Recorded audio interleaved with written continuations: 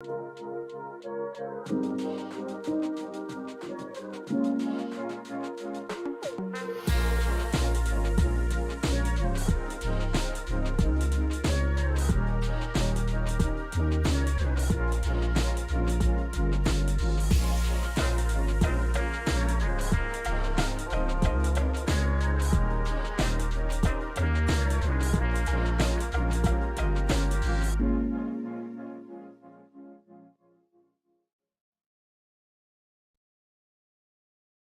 afternoon, good evening, and good day.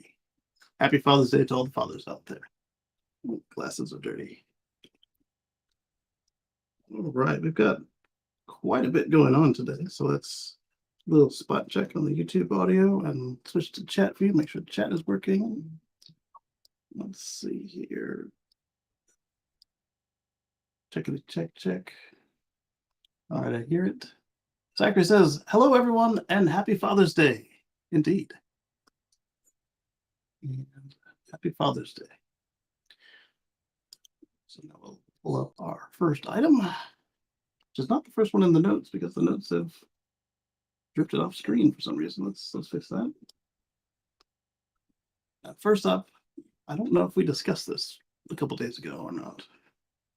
I know we did on the Tesla Live show, but there was a cyber truck that was wrapped in camo in Palo Alto and at the In-N-Out next to the design center. So here we got a couple pictures on Twitter. You can see the rear wheel steering.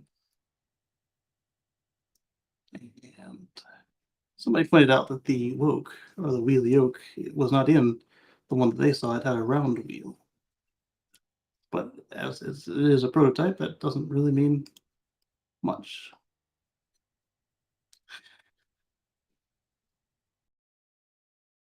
So probably most of these spy shots are actually staged. Not necessarily like tipped off and everything, but like they know the photographers are there, so they just gotta go past them. Especially Tesla, who can do all their stuff indoors.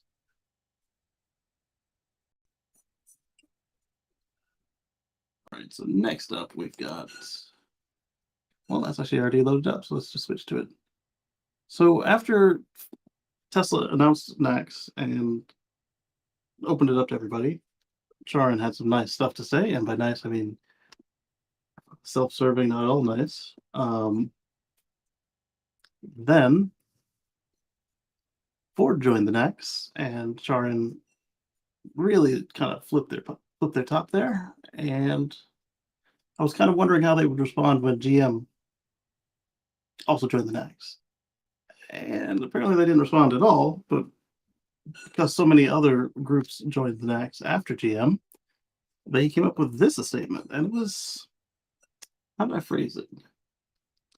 I said Charin softens their tone a bit after GM announcements. And now we'll get into it. So this is a press release from Charin, just like the other two. And let's see. So Charin stands behind the CCS and MCS, but also supports the standardization of Tesla NACS. As if they had a choice. Charin is the largest global association focused on electrification of all forms of transportation, supported by over 320 members, including all the members that switched to NACS. Some of our Charin North America members are interested in adopting North American charging standard form factor. Let's put it mildly. NACS is not yet a standard. And the way they're using standard here is that it's not recognized by a standards body such as ISO, IEC, IEEE, SAE, and ANSI. Because when let's define the word standard real quick. All right, standard. Noun, a level of quality or attainment. The restaurant offers a high quality of service. As an example. Synonyms, quality, level, grade, blah, blah. Noun, uses something as a measure, norm, or model in comparative evaluation. Their wages are low by today's standards. In that case, there is no book that tells you what the wages should be other than the minimum compensation laws. But they're going by what everybody's using. Synonyms: guideline, norm, yardstick, benchmark, gauge, measure, criterion, guide, touchstone, model, pattern, example, exemplar, paradigm, ideal, archetype, specification, sorry, requirement, rule, principle, law, and canon. All right, then they get into musical and military, which don't really apply here. Type of tree, and then they get into used or accepted as normal or average, such as the standard rate of income tax. Then back to trees. So anyway, uh, they are being very deliberate with the way that they use the word standard, kind of still trying to needle at the fact that they call themselves standard, and at the time that they announced it, it really kind of wasn't, but now it is de facto.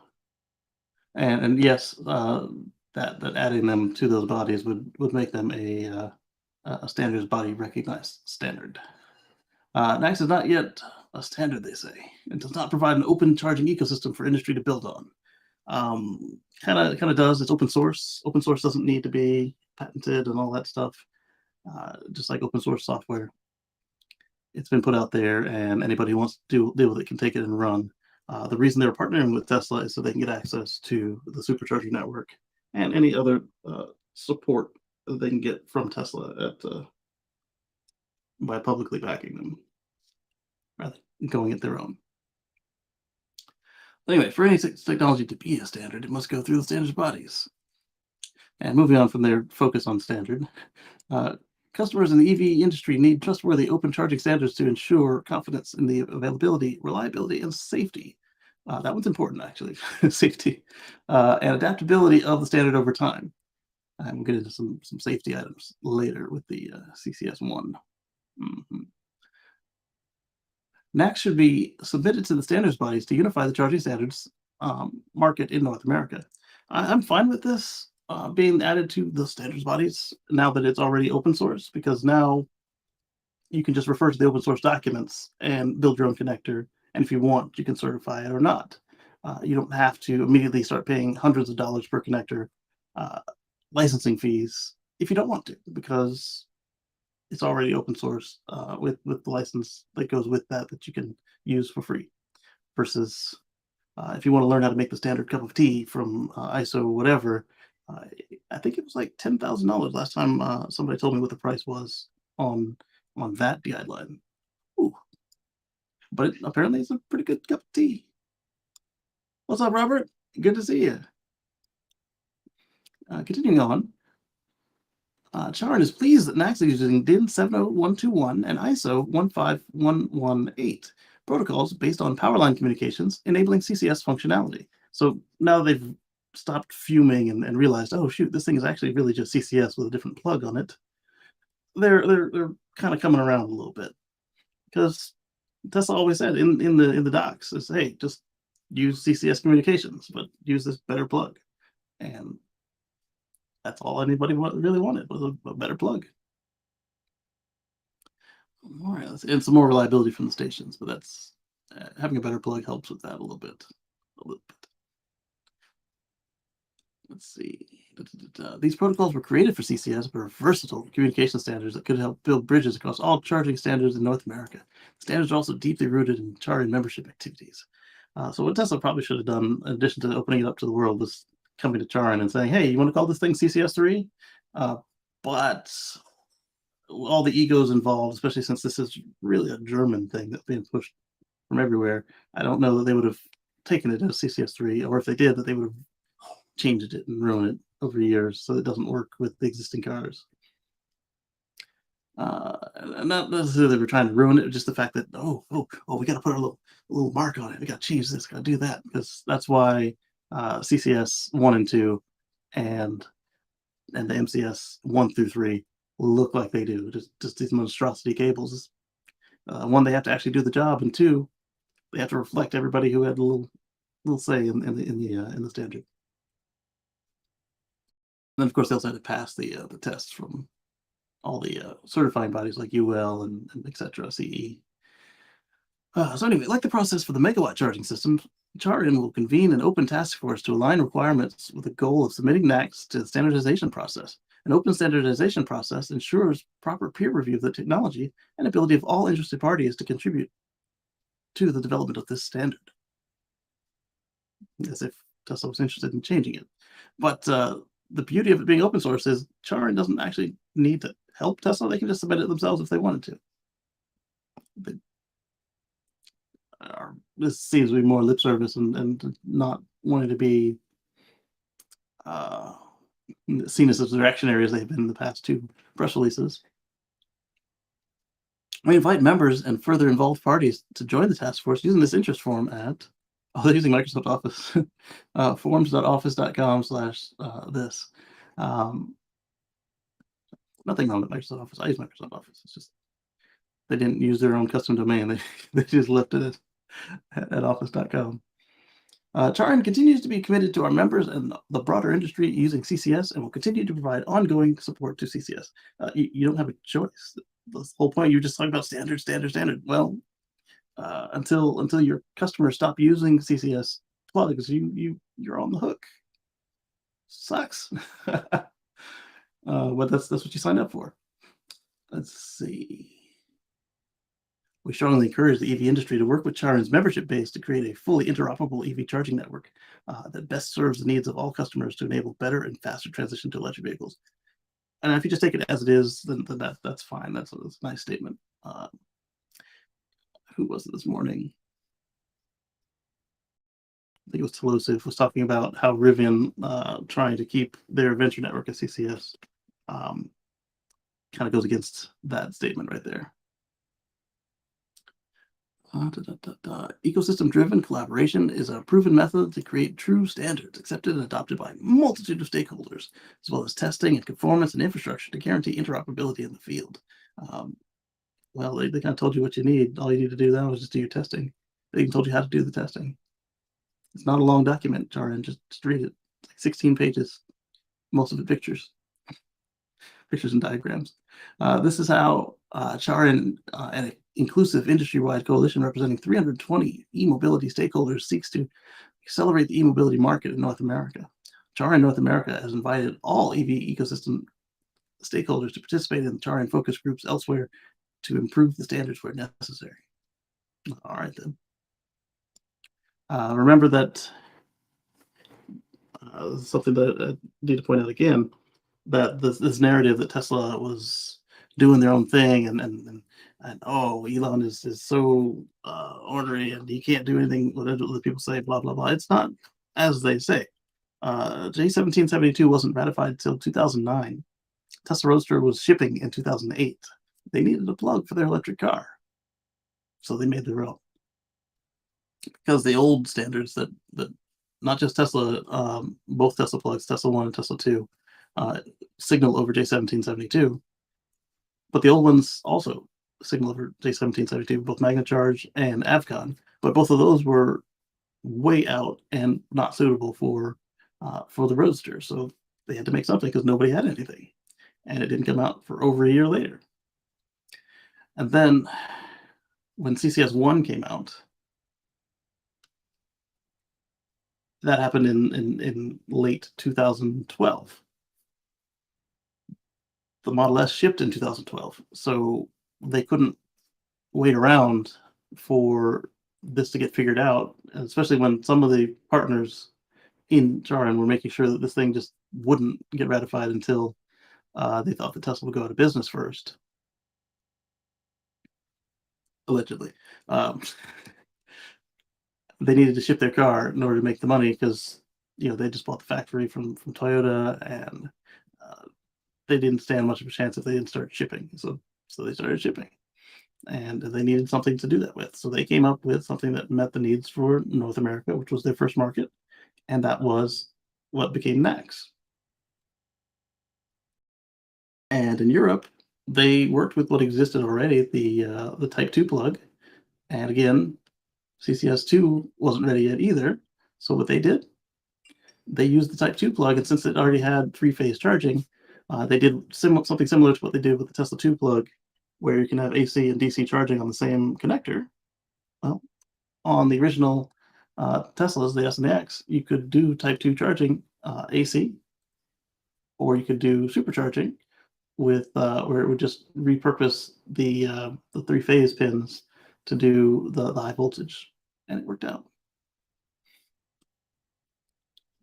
All right, so moving on from CharN. That's rumored. I don't want to talk about rumors right now. Yep. Yep. All right, so we're going to do another block about charging.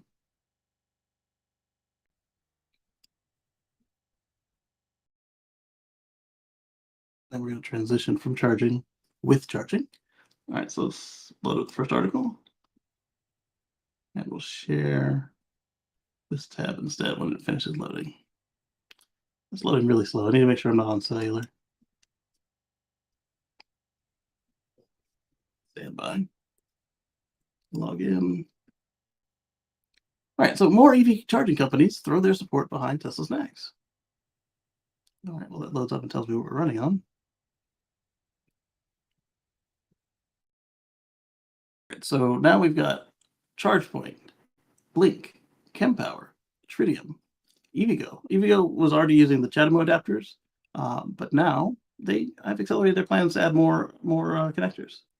All right, we're definitely running on fiber, so I can just ignore that over there. Wallbox and ABB, as we talked about last week, and Flow. I think we talked about them last week as well in Canada. And I do believe we touched on Pure Watercraft, not a subsidiary of GM. GM has a significant investment in them. They are putting it on boats too, they tweeted.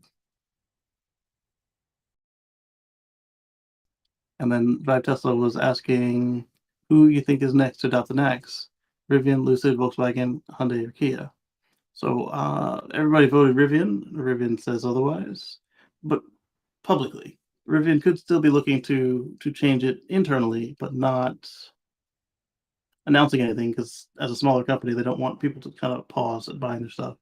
But as Tolosa pointed out in his video this morning, that actually has the opposite effect, with folks knowing about the NACS and knowing that, hey, you're going to be stuck to Electrify America plus the handful of Rivian Adventure Network chargers, and they might consider somebody else who's decided to join on, such as Ford, Chevrolet, or when people finally accept that the Cybertruck is actually in process and going to come out soon, that vehicle. So I would probably say Hyundai is number one of who's next. Hyundai, then Rivian and Lucid, and then finally Volkswagen. But if Volkswagen comes up next after Hyundai and Kia, then the other two don't have a choice, because if Volkswagen switches over, Volkswagen owns Electrify America and Electrify Canada, and I think part of Ionity. That is done. Not that Ionity matters in this discussion. No comments on that one. All right.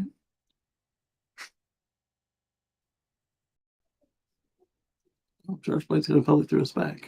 All right, then. All right, so speaking of the NACS, Stellantis came out and said they're not ready to adopt Tesla's NACS connector, but are considering it. You don't have any EVs in the North American market right now. It would make sense to come out and just jump right on board and do the right thing, rather than kind of just him and haw about it and do the right thing, or start out doing the wrong thing and then have to switch halfway through, like we're seeing with everyone else who's having to switch.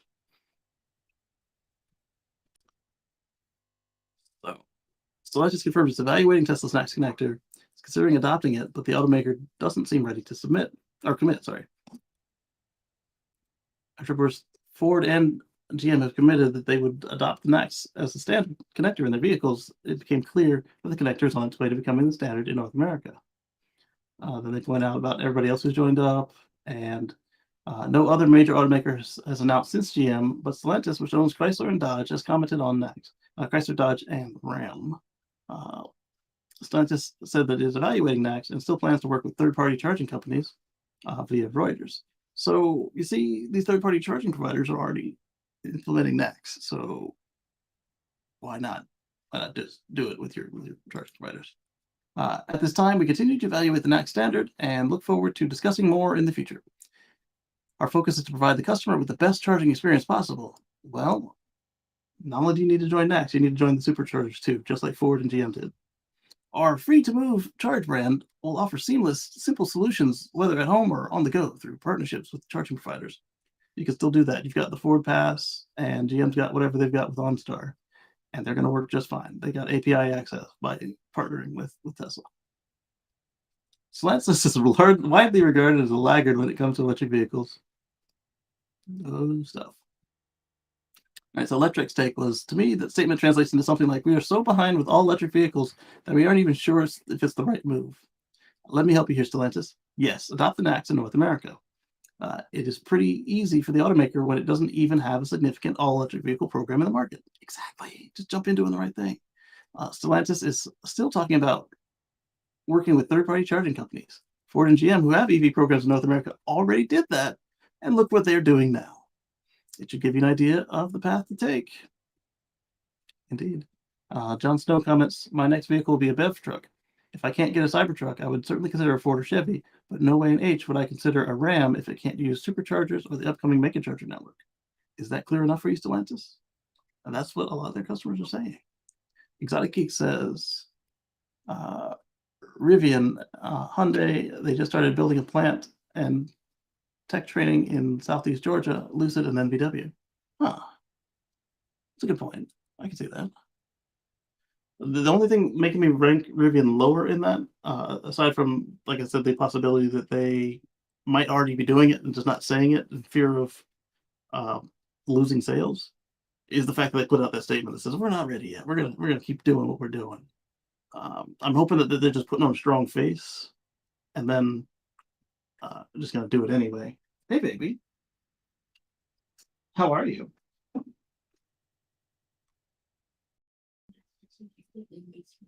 Huh? Oh, you want to talk to the people? Come on. Come on. You want to say hi? She whispers hi. So, the next, aka the next charging standard. Exactly. And like I said, since it's open source, just pull it in, rename it to CCS3, and you don't even have to ask Tesla. As long as you don't try and, charge Tesla your licensing fee or any of their other customers. Hello, baby. Hello, Moto. What did you do for Father's Day? You made mommy take you on a walk, right? Huh? Look, who's that? Who's that? Say hello. Hello, Moto.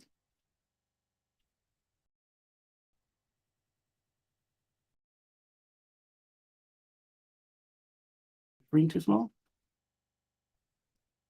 How about that? Anders says good evening. Hey, Anders. Oh, what? Okay, bye-bye. You want down? Yeah? Okay. No, I don't need to eat paper. You want to give that to me? You can give it to Mom, that's fine too.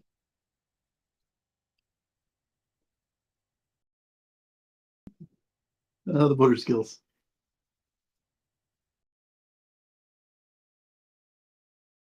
They can't see you. You don't have to be shy. You're under the desk. And she keeps getting it off the floor and then dropping it. A little piece of shredded paper. Robert says hi, baby. Okay. All right, so let's go back to talking about Stellantis. And Rivian new plant west of Atlanta is a strong contender to adopt NACS since all vehicles can come with it. Exactly. I like that. Somebody suggested that perhaps the R2 platform will be where they introduce it, which is fine, but since it, like we talked about, it communicates over CCS communications, it's easier to do it before you have more cars on the road. I mean, yeah, you want to use out the ones you have on the shelf, and you can say, hey, we've done it. We're going to run out our supply plus our warranty stock, and then all new cars will ship with this. We're going to have an adapter kit.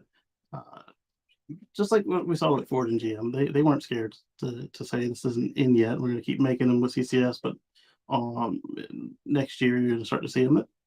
Nobody's afraid of that, and now their sales get to continue. What are you doing? Okay. R2 is rumored to come out. Yeah. Yeah. Like we talked about during that question and answer session with RJ, um, they said R2 is coming, and they didn't give any dates or anything, but that's a really good opportunity as well. But there's nothing stopping them other than not wasting ports that they've already ordered by not switching today.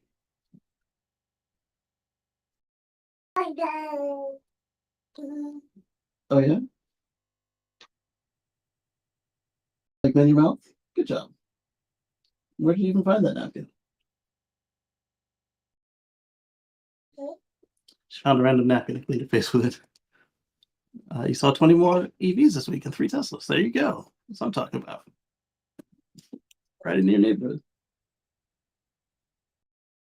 All right, so then we've got next article. Also speaking about Rivian, Rivian is going to acquire ABRP, a better route planner. That's one I've been recommending for folks to make sure that that you know what's going on with your non-Tesla, or if you want to get a little more granular with your Tesla on your trip planning with a EV. Where you go in and you put in your connector types, the speeds you want to charge at, and what percentage you want to arrive and leave at. And in fact, to the point where Polestar built it into their dashboard. So let's read on and see what this exclusive from Electrek says. The deal could close in a week, or it might have been completed as this goes to print. Print. Sources tell Electrek that Rivian has been in talks to acquire the world's most popular EV route planning service, Sweden. I didn't realize they were in Sweden. There you go. Well, maybe get Anders to do a drive-through there if he ever feels like it. A better route planner. Financial details weren't disclosed, but ABRP is a wholly owned subsidiary of Eternio, which lists a small employee count of under 10 people and 8 people on LinkedIn. Eternio was founded in 2018 by CFO Bo Lincoln, and has 2 pieces: a consumer-facing entity called ABRP, and a backend that other entities plug into provide routing data. Of course, ABRP plugs into Eternio's APIs. Right, so for consumers, you got ABRP, and for businesses, you've got their APIs. All right, let's see from their job site. It's developed in the React Native cross-platform framework. That's how they were able to get it everywhere so fast. It's cross-platform from the go. Plus CarPlay and Android Auto, and then of course whatever the Auto Android. It's not the same as Android Auto, but it's Android for cars. That's what Polestar is using. And yeah, Android Automotive, the open platform, is coming to most cars in coming years. ABRP in the automotive flavor is already in the Polestar too. Cross-platform has many challenges, but it's fantastic for a small company to be able to support 3 platforms from the same code. We're at 90% common JavaScript TypeScript code. It does, however, require that you keep many things in mind simultaneously. The UI design experience is a major plus here. Okay, so that sounds like it's from a job opening they have. EV planning engine is the core of their business. All right, yeah, let me see.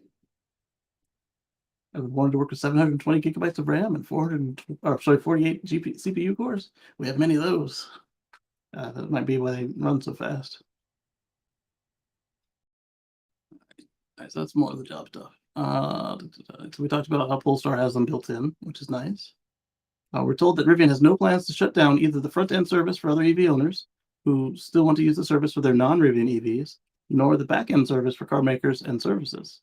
Polestar and some European brands currently use the backend service native in Android Automotive. Okay, so that's what we were concerned with right there, making sure that the existing customers, especially people who have it in their dashboard, aren't someone left out in the cold, like when Apple bought Dark Sky and just removed it from everywhere. Like, oh yeah, you enjoyed this really awesome weather app, it's gone.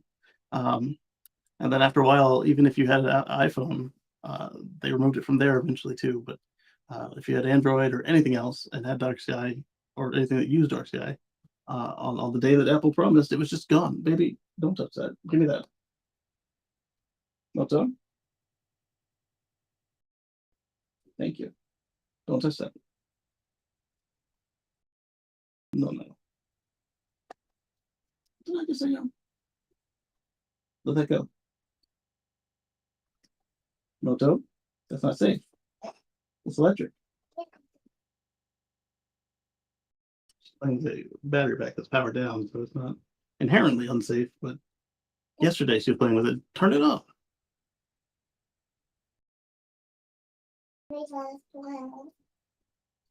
Thank you, but put it down. Let it go. Yeah, that's me. Let that go. Put it down. Thank you. No, put it down. Just don't touch that.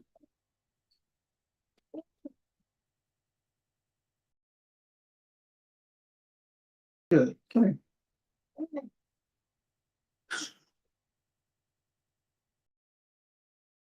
Right.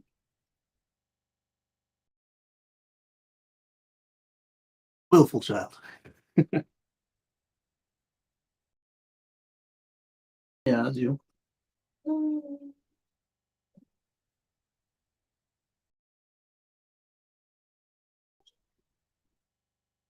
Monitor arm, yeah.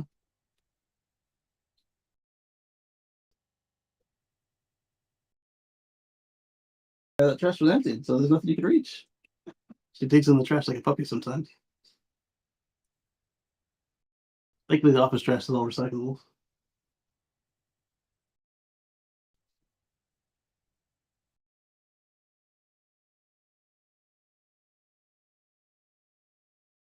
Good job. Yay. Okay. Continuing on. In fact, with Rivian's help and resources, the service is likely to get much better. That is what I'm looking forward to as well.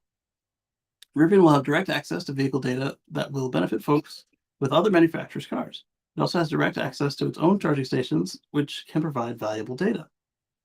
Yeah, so right now, on several of the cars, assuming that it's not built directly into your car, like I think with GM and Tesla, you can log into your account with ABRP and it'll like live update and get even more accurate than it already was based on they ask you your model, how much you've loaded it, what tires you've got on it. And it's really good. And assuming that Rivian doesn't pull an Apple eventually, then this sounds like it was only going to be good for them, unless they have Microsoft did it with their terming here. And yeah, they're not going to take anything out, but they're not going to add anything new. But I don't see Rivian doing that. Similarly, PlugShare charging station aggregator was acquired by EVgo in 2021, but still operates a charging network manufacturer agnostic fashion. Yeah, that's true. I've been continuing to use PlugShare, and they haven't done anything to ruin it. Top comment by Spazio. I use ABRP for long trips with the bolts that need more than one charge. Yeah, that's usually what I do too. Is if I need more than one charge, I can more than 3 charges actually. I usually just use the Tesla route planner in the car if it's going to be a day trip. But if it's going to be a long road trip, I actually switch to ABRP and make sure I specify minimize time spent on the trip versus minimize number of stops or anything like the Tesla has been changed to. Let's see. It's gotten better over the last year in terms of bugs and stability. It's still not great compared to the other apps I use, really. This hasn't been my experience. But you use a Bolt, though, versus a Tesla. Tesla's very well understood. But it's better than my Chevy app for trip planning. It's a slight pain to have to use the Bluetooth low energy transmitter, but it's worth it for the reliable planning. Okay, that's another way that they have offered. I've seen it in there is that you can just let them read directly from your car if you don't want to log into your account or any of the other stuff they offer. Uh, Worth it for reliable planning. Hopefully this is in fact good news and I can continue to use it. Yeah, I'm going to keep using it until they give me a reason to stop or something much better comes out. Rivian currently works at Mapbox for its mapping engine. Yeah, Tesla used to do that. And wouldn't be supplanted instead, but integrated with ABRP data. Okay. They reached out for comments, referred us to Rivian. Rivian sent us their Europe-based head of corporate affairs, who couldn't comment. Oh, that's unfortunate. Electric says the acquisition makes sense. Rivian could roll out their own ABRP for their app. Yeah, I mean that would make their own trip planner so much better. Theirs I think is pretty good from what I've seen, but I can't tell you I've been on a long road trip with Rivian because I haven't. I've just been around town. Their app and on-screen route guidance probably was in the process of doing so, but as it builds out its adventure network of charging stations and plans to double vehicle fleet yearly, it probably makes sense to buy a much more mature product made by a small number of employees. In the bigger picture, ABRP could help Rivian develop its own internal rich mapping system that it could also use as a marketing tool to woo other EV owners. Yeah, absolutely. I got comments working on their site. All right, next. Continuing on charging. I'm going to share this tab instead.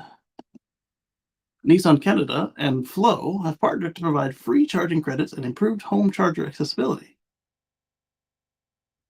So Nissan Canada and Flow have given complimentary Flow charging credits and increased accessibility to residential Flow EV chargers. If you buy a new Leaf or Aria along with Nissan EV Care Protection Package, you'll receive $150 worth of charging credits on the Flow network, and they offer level 2 and DC fast chargers throughout Canada. Oh, and the US. Claim network uptime of 98%, which would be second to the superchargers, really. The offer is being presented for a limited time, but have no end date published. There we go. The EV Care Protection Package includes extended coverage, parts and components beyond the standard warranty, prepaid maintenance plans that cover 100% of your scheduled maintenance, or basic plan EV and 24-hour assistance, and a reimbursement allowance for towing, taxi rideshare, and rental vehicle assistance. All right.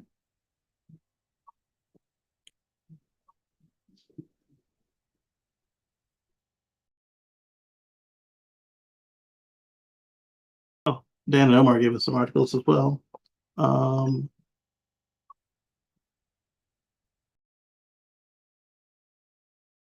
this one from Omar is right in line with what we're already discussing with charging.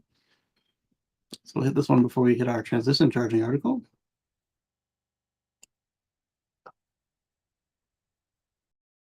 Close that first one. So Omar shows us that Mercedes-Benz considers Tesla's next. Hey, there we go. Really? It says considers. It doesn't say that they've switched, but considers. Once you start looking into it, it doesn't make sense not to. Mercedes is reportedly considering Tesla's American charging standard, North American charging standard. Yeah, I saw yours, Dan, but yours were not on charging. These two, so I'll bring them up next, I guess, after the. Well, I actually built a little flow after I got a gap in the flow. I'll bring them up. Let's see. So earlier this week, Stellantis was one of the other companies considering. Ford and GM and Blink and ChargePoint and others have already switched. And Bazinga is showing Mercedes-Benz looking to consider Max and reportedly evaluating a technical implementation of the connector, which would make the vehicles able to connect to Tesla superchargers. If it chooses to come to an agreement with Tesla. And this is fair. I mean, if you're considering and actually not just considering, but actually doing your testing, internal testing, like you can't just do that overnight. So this is fair for Mercedes. Like, as long as they don't find anything to spook them, then they're going to go forward with it, right? Whereas Stellantis says, we're thinking about it, but doesn't say they're testing it or anything. Joel says you're such a good TV dad. And happy Father's Day. Thank you. Thank you very much. Oh, Robert, I didn't see yours yet. Let me check yours as well. Sorry, I read that as if it was Dan. Um, let me see real quick here if yours are in line with this or something else. Um, real. Yeah, that one's pretty cool about the Volkswagen. I saw it, but I wasn't sure if anybody was interested, so I'll share that one. Real. I gotta be careful with reels because most of them have music in them.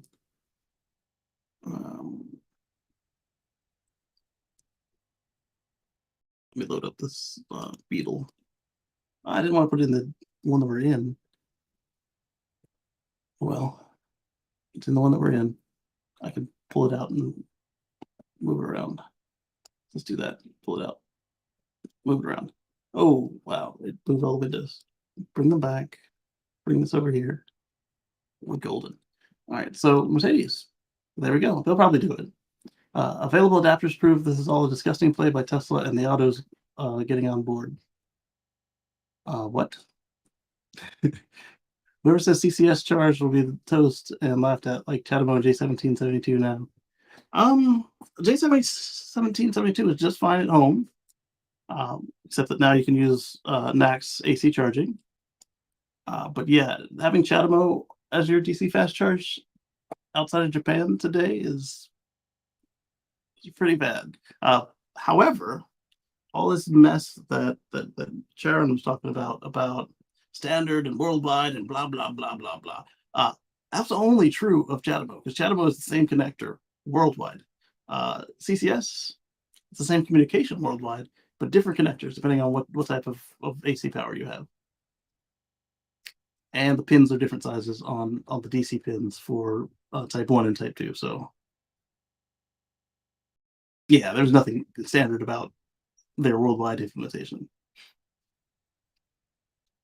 All right, so Europe has CCS2. Let the rest of the world have NACS, which is superior to both CCS and GPT. Okay. Good for Mercedes-Benz and their EV customers. Good for Tesla. I think Tesla can provision supercharger capacity faster than Mercedes-Benz can sell EVs that would use them. I think so. Announce it next week and push the 300 share continue, yeah? Is it possible for Tesla to disregard the federal funding for CCS adapter Magic Dock once almost all the major automakers decide to join NACS?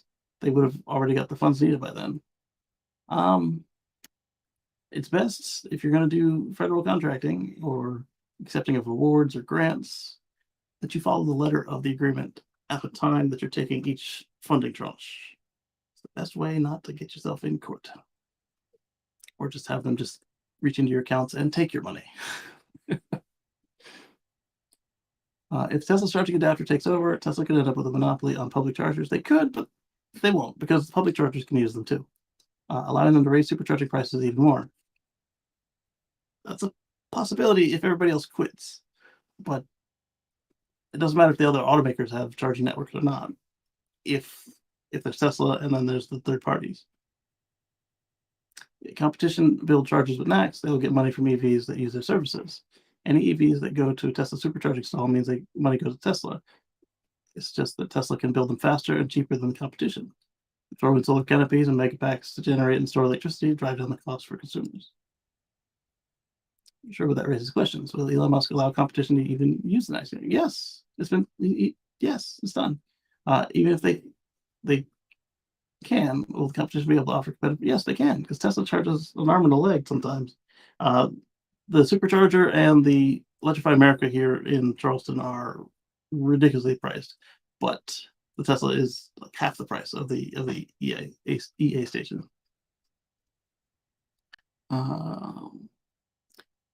I don't know if the EVGos are still up. There's 3 EVgo stations. One is showing offline for an indefinite time. I didn't check the other 2, but they seem to have been priced lower than the EA station. My screen just beeped at me. What's going on? Oh, Zachary. Oh my goodness, thank you very much. My small contribution towards your awesome show. Appreciate it. Instagram about battery EV waste. I'll have to figure out how to get into Instagram on this machine. I don't know if it's loaded in or not. Formula One racing is about to start. I'll watch on repeat. Thank you for your hard work. Appreciate it. Um, let's see. Currently in my area, Tesla Supercharger is the most expensive public chargers to use. And yeah, that's another thing. It depends on how much Tesla is paying because they've got a set profit they want on everything. And if that pushes their price to be the highest, that's what they'll do.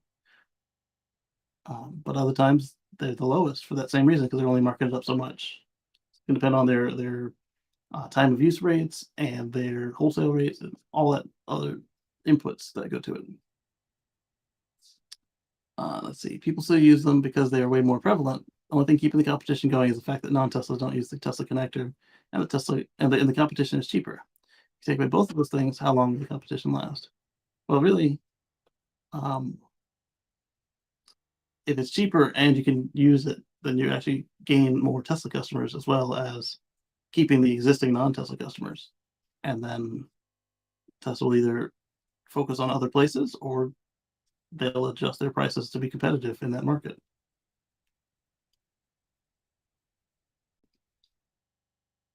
Mercedes is going to build their own supercharger type network. Nothing more than PR fluff to keep investors happy. Oh, wow. Anyway, let's move on to the next one. Still charging related, but not quite in the way we've been discussing so far. Let's share this tab instead.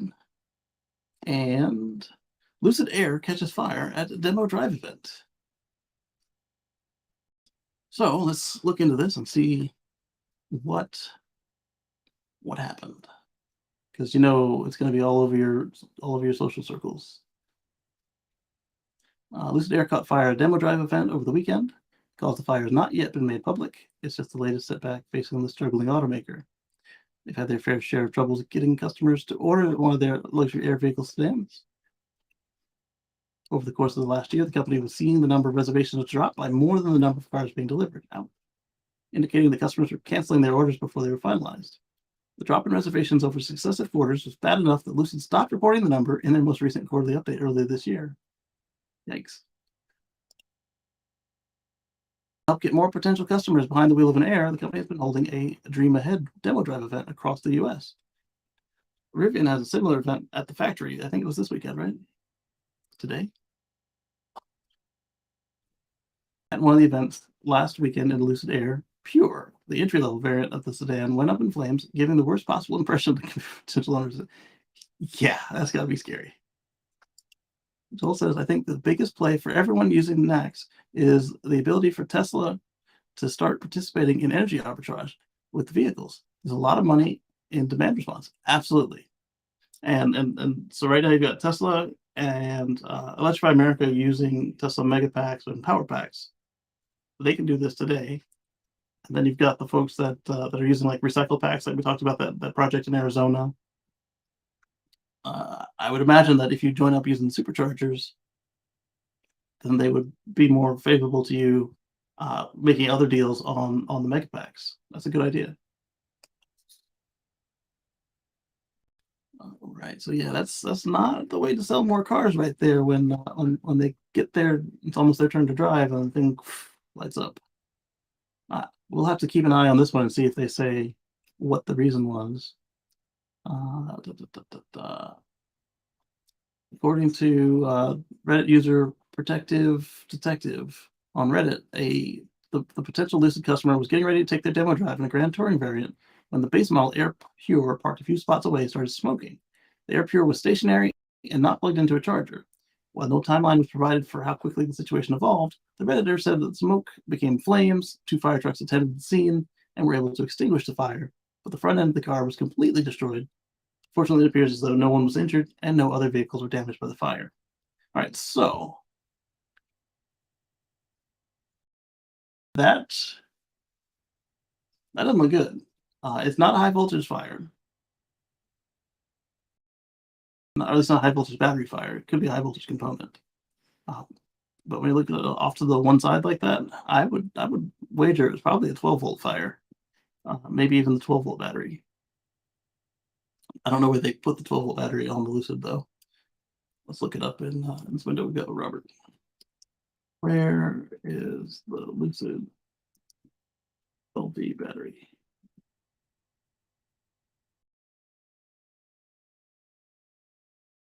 All right, so the 12-volt battery is in the rear. So that doesn't mean it's not still a 12-volt component.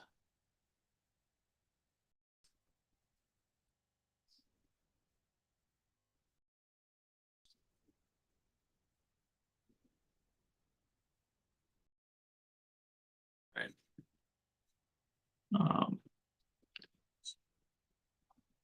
Not worth looking into it further on air, but I am curious, and if I find more, I will let you guys know. We'll also link to his profile. Why not link to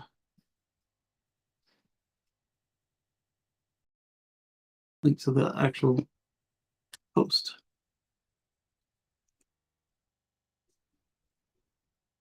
We've reached out to Lucid for comment on the fire and a possible cause, but the company has not responded by the time of publication. Since the fire, if it was Tesla or SpaceX, you get a poop emoji or Twitter. Since the fire appears to have been quickly extinguished, and since it appears to have been contained in the front of the EV, the high voltage battery does not appear to have been the cause.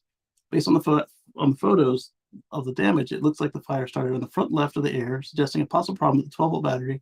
That's what I was thinking too, until I found out it was in the rear. Thank you. Was this tea? Sweet.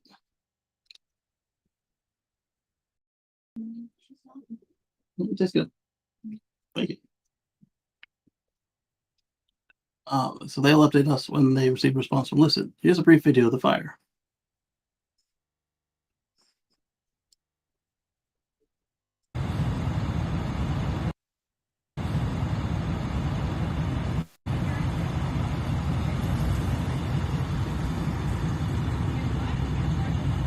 Way up there.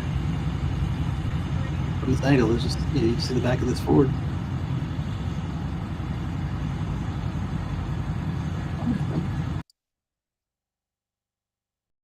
Timothy, greetings and happy Father's Day, everyone. Thank you. Thank you very much. Happy Father's Day. Any comments on this article? None. All right, so we will come back to this one if anything more comes out of it. All right, so now we're going to transition from, we talked about safety with CCS, and now let's talk about our recall segment of the week. Make sure I clicked in the right browser window so these articles open where I want. So we've got 3 or 4 recalls this week.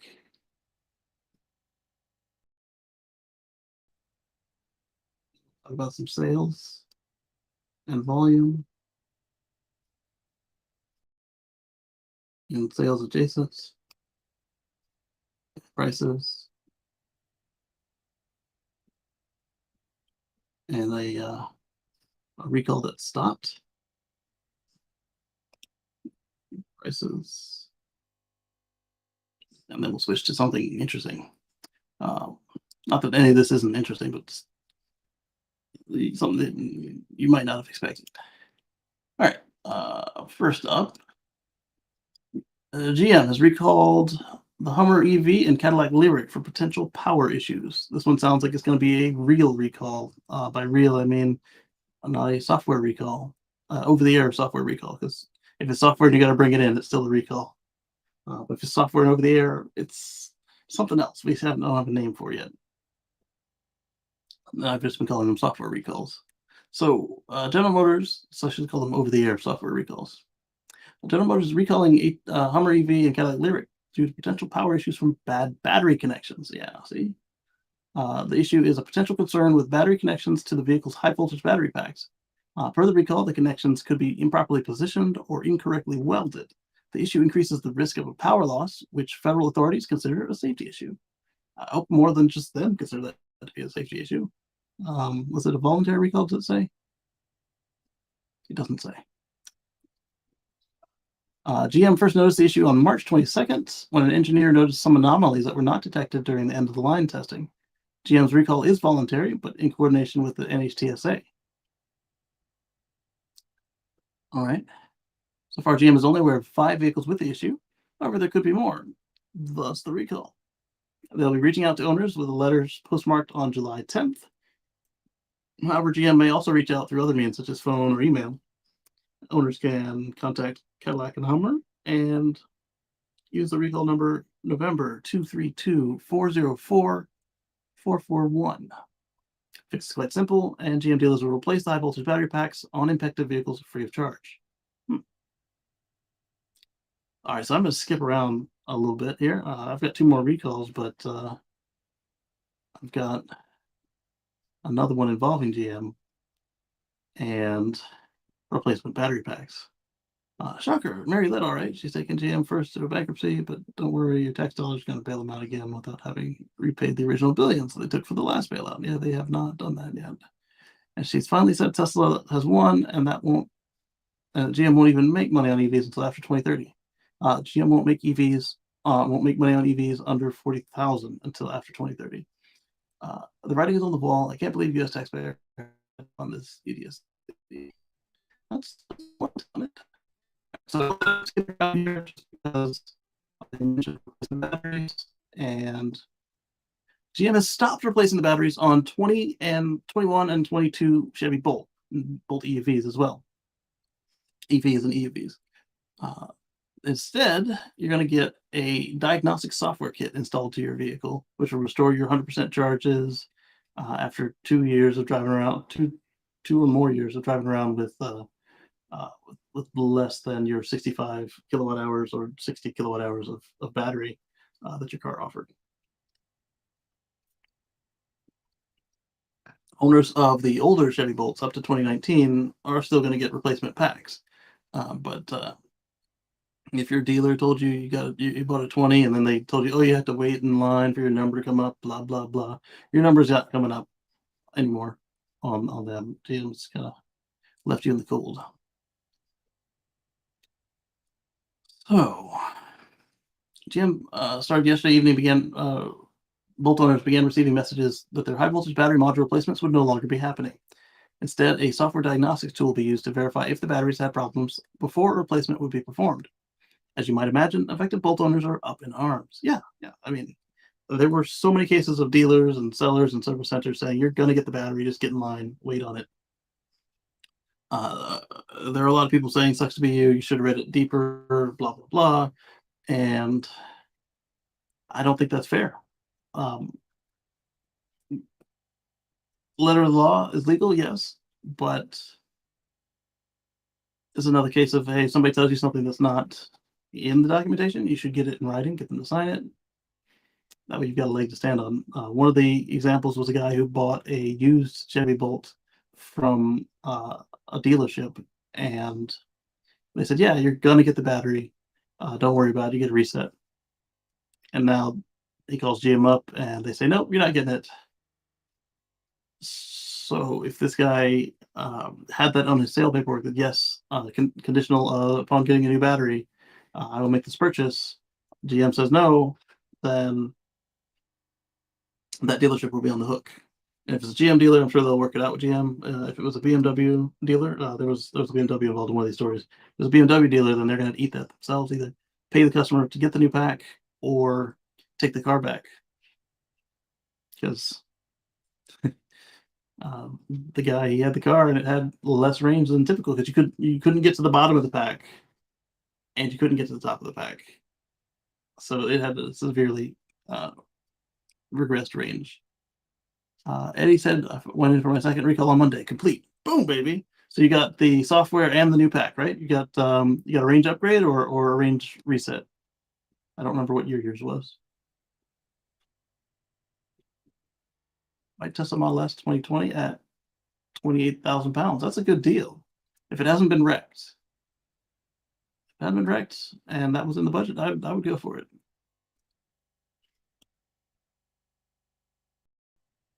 Also, depending on the miles or kilometers, the odometer. Just make sure it's not been spun around the world. I wouldn't go older than a 2017 personally, but for the right deal, I could say, yeah, it's probably okay. All right, so anyway, back to the Bolt. GM initiated the recall. We were well aware of it because we've been talking with Eddie about it since it started. Things changed yesterday. A Bolt Facebook member said, I got a call from Chevrolet Concierge letting me know that GM has come up with a software fix instead of replacing the main battery on the 2020 through 2022 Bolts. They will install software that puts the vehicle back to allowing 100% charging, and it monitors the car to see if there are any defects in the battery pack. Once it passes these tests, they will remove the safety recall on your vehicle. One thing that's not pointed out necessarily here, but I've found in tracking this thing, is that it could take up to a year before the car finds that you're safe or not safe. I made an appointment with my dealer to get the software installed next week, and they told me that GM tested and removed the batteries on 2020 to 2022 Bolts and found that most were not found to be defective, so they did not need to be replaced. Once the safety recall is removed, I should be able to buy my car at the end of the 36-month lease in August or earlier.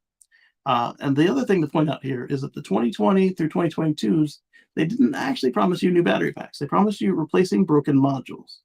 And they're still going to do that. If the software finds a broken module, they replace the module. But what they were doing in the past is they were replacing the whole pack on the 2020 to 2022s that had failures. What Tesla and a few others have found out is that while it's theoretically possible to replace modules, then you end up with balance issues and those sorts of concerns. So that's why Tesla doesn't even make modules anymore. The Model 3 is the last of them to have modules, except that instead of having like, what might have 16 or 18 modules, the Model 3 has 4 really long car length modules. And then the 4680 packs are just a bunch of cells. Let's see, Eddie got the new battery in April and seatbelt in June. Oh, there you go. So now you don't got to worry about the seatbelt catching fire in the pre-charge where it protects you if it thinks there's going to be an imminent crash, which is nice. As somebody who's had a vehicle fire, you imagine you don't want a second one. Not on the Bolt, but you know what I mean. 01, let me see, 01010. Hello, happy Father's Day. Let's see. Or perhaps they started changing in May when GM updated the recall documentation. Commenter Dave Salmon found out that GM sneakily updated the recall documentation to the NHTSA. And so this where he compares the old and the new. And the first two are from 2021 and say the remedy is battery replacement. The latest is from May 2023. It says the remedy in certain vehicles, GM has determined may contain defective modules. The remedy is replacement of the vehicle's high voltage battery pack. In all other vehicles, the remedy is installation of advanced diagnostic software that will monitor battery performance and identify defective battery modules that require replacement. There we go. Yes, your Prius is the one I was speaking of. And his Prius didn't spontaneously catch fire. My understanding is that somebody arsoned it. Or it was near something else being arsoned and it spread to the Prius. So the Prius didn't just light up on its own. So don't be afraid of these plugins or battery vehicles. Oh, this is an update. This wasn't there when I read the article. Presented with the above, a GM spokesperson has told us that GM will provide owners of certain 2020 through 2022 Bolt EV and EUVs covered under a previously announced recall of a new diagnostic software. So basically, it's reiterating what they said they were going to do. The software will continually monitor the pack to detect any potential anomalies, and if none are detected after approximately 6,200 miles of use, the battery will automatically return to 100%. So if you're a limited driver, your pack might not return to 100% before you're done with it. If you leased it, or if you just have a certain time frame that you replace cars in, and you're a limited mile driver. That's unacceptable. Without a return to the dealer. If anomaly is detected, the software will alert the owner via message on the what Chevrolet calls the DIC, which is a driver information center that they abbreviated in the manual as DIC. And that's your screen in front of you. Will alert you on the DIC, and then you should contact their dealer to schedule a battery or module replacement. The software is free and will need to be installed by the dealer via brief service appointment. That is like such a bad experience. You got to drive in for them to install this mess, and then you might have to come back if you really had a bad battery the whole time. when they just kept it up, replace all these batteries, build them all to LG. Have a nice day. Owners of certain 2022 to 2020 to 2022 bolts can start to schedule installation at the Chevy dealer on June 13th. So you've been able to do it for about a week now. They also clarified that owners were never promised new batteries. Instead, they were promised fixed defective modules. Until yesterday, that was taking the form of new batteries. So that's a distinction without any as an owner. If you saw that everybody else was getting new packs, and all of a sudden they said, "Oh, we're going to switch back to modules like we promised you initially," that's a slap in the face. All right, so Electric's take is the obvious problem is GM was initially offering new batteries to all owners, and the slow rollout, and then slow the rollout and replacement. Some of the 20 to 22 bolts were resold with the promise of a new battery with new warranty en route. Others got the battery if they were lucky. Some of the affected bolts who didn't get the battery are pissed, even though this new software will allow the bolt owners that have only been charging to 80% for over a year to charge to 100% again. The software, if you believe GM at this point, will detect if there's a problem, and if so, the battery replacement will again happen, but still just modules. If not, the 2020 to 2022 batteries will operate normally, which is good if you're the second owner, but if you're the first owner who had to wait with a reduced pack after all this time, they need to compensate you. The batteries have the increased 259-mile range on 65 kilowatt hours over the 2017 to 2019 batteries, which had 234 miles on 60 kilowatts. I have to conclude this is yet another comms own goal from GM here. Getting ahead of this would have been advisable, in my opinion, rather than filing a Facebook and Reddit groups, or filling Facebook and Reddit groups up with disoriented and angry Bolt owners. Yeah, if you are calling everybody, you need to already have something on your website by the time you make the first call that people can point to and understand while they wait for their phone to ring, because this didn't go well, and it's not over yet. All right, so top comment was, "I am one of those 2020 model year Bolt owners, and I'm not happy about this. I've been waiting and driving a car with a severely reduced range due to this battery issue. GM needs to compensate Bolt owners and leaseholders for this. They did not get what they purchased for years at this point." I agree, Mr. Bryan. Eddie says it was a couch fire in the Prius parked next to the couch, and it was a nasty fire.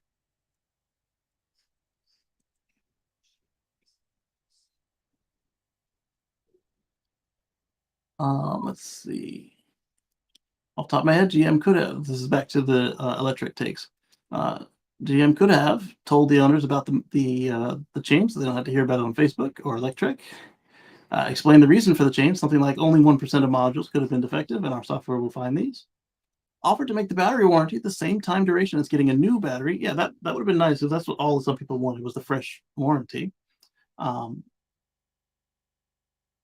Offered to make the battery warranty the same duration as a new battery with GM verified on battery, so it doesn't hurt the resale value. Yeah, that part. Because like I said, some of these people are already done with the car. They've had it for 3 years now. Some people replace 2 years, 3 years, 4 years. A good portion of the car's life is gone with a limited battery. Give those with diagnostics free OnStar and lifetime premium app features for their trouble. Yes. Maybe some more EVgo miles, tire rotations, $500 off the Equinox, etc. too. I think that's fair too. I mean, it costs GM next to nothing to do all of this stuff here, and the goodwill they earn from continuing to take care of the customers throughout this change would be well received. Yeah, none of this adds up to the price of a new battery, but that's kind of the point. You try to make it right by the customer, and then you still get to save that money yourself, so it's a win-win. Although I don't see why they're trying to save the money so hard when LG is paying for this. Because there's LG screw up. Thank them for their patience and show them that they are valued. Exactly. All right, but there we are. Okay, so this is the Reddit user with the BM. He bought the Bolt user, the BMW dealer, and they told him that he'd get a new battery. So there we go. Moving back onto the recalls, because that was still a recall, but it was not in the sense of recall announcement. It was a modification to one we've been talking about. All right, so the Tesla Semi gets another, its second recall. This one is a software OTA update recall. And it's not a software repairing hardware. It's software repairing a failure to notify. We'll talk about it in a second here. Tesla has issued its Tesla delivered the trucks to Pepsi in November, 3 years after they were first later into production. Blah blah. So this recall covers 35 semis, unlike the initial recall. After a few months, yes. Either way, this one is published on the NHTSA website. Yeah, 36 Tesla semis produced between November 2022 to March 15th of 2023 that are running on software version 2023.12.5.6 do not properly warn the driver of an open side door. It's kind of important when you've got reverse hinging doors. I mean, it's important on a regular door, but you'll see more in a second. For doors like those equipped on the Semi, Federal Motor Vehicle Standards, Safety Standards 206, S4.1.2.3 requires a door closure warning system that must activate a visual signal when the door latch is not in its fully latched position and the vehicle ignition is activated.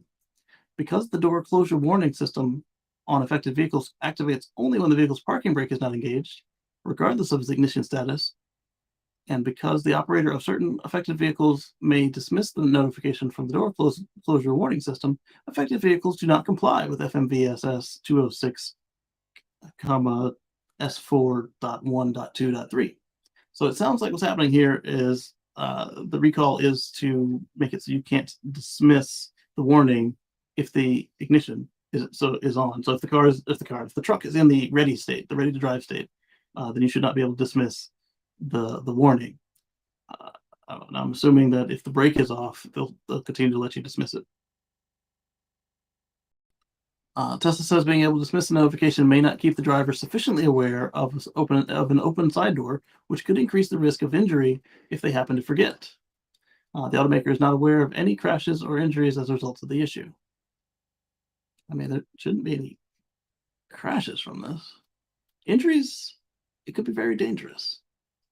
The fix is included in software update 2023.12.5.6 or later, which Tesla started deploying on June 6th. The update includes a dedicated non-dismissible telltale to inform the driver of an open door. You can read the full recall notice below. Let's do that. It's loading.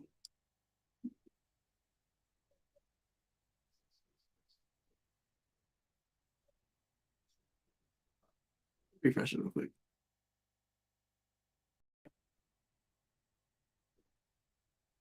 There it is. All right, so I need to go back, refresh it again, and click it before it finishes trying to load it. So it's like it's trying to load into one of those like script Ds or something.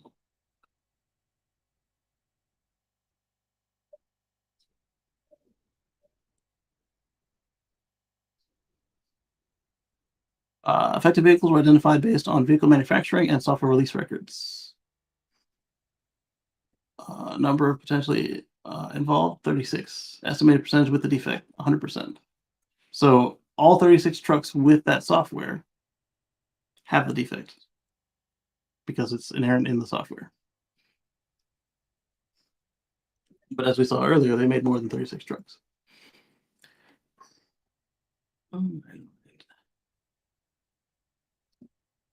Although the door closure warning system activates as required when the parking brake is not engaged, thereby warning the operator potentially driving with an open side door, a dismissible notification for an open side door may not adequately continue to keep the operator informed of an open side door, which may increase the risk of injury.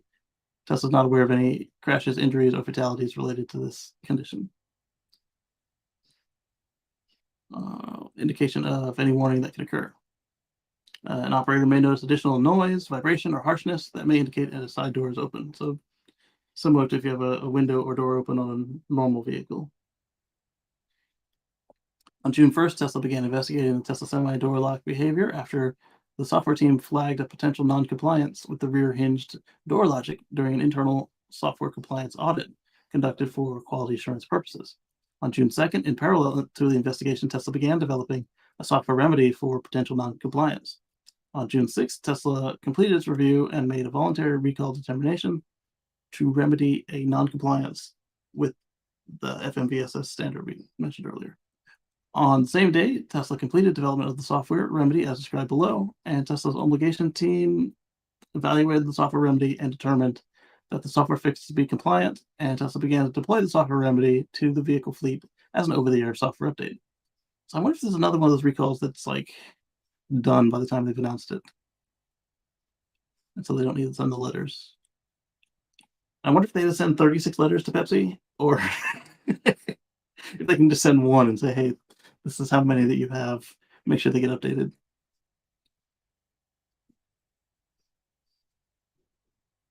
Interesting. Moving on to the next one, it's also a Tesla recall, and this is not a software recall. This is a physical classic recall, and one that they should not have at this point. Tesla recalls 137 Model Ys over possible loose steering wheel fasteners. Tesla's issued a voluntary recall of a number of Model Y SUVs over concerns the steering wheels may not have been properly fastened, potentially leading to the steering wheel becoming disconnected while driving. The recall comes after NHTSA launched an Office of Defects Investigation, or ODI. The following reports of the steering wheel in 2 new Model Ys falling off shortly after delivery. I would say that you could use FSD without a steering wheel, which is true, but I don't know that that's even a temporary answer, because depending on what environment the wheel is falling off in, FSD may not do the right thing since it's still in super beta. This is just bad.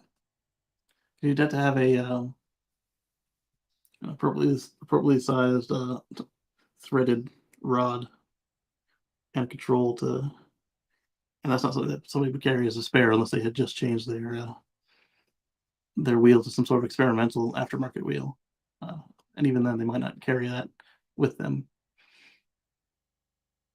And definitely not the owner of a new car.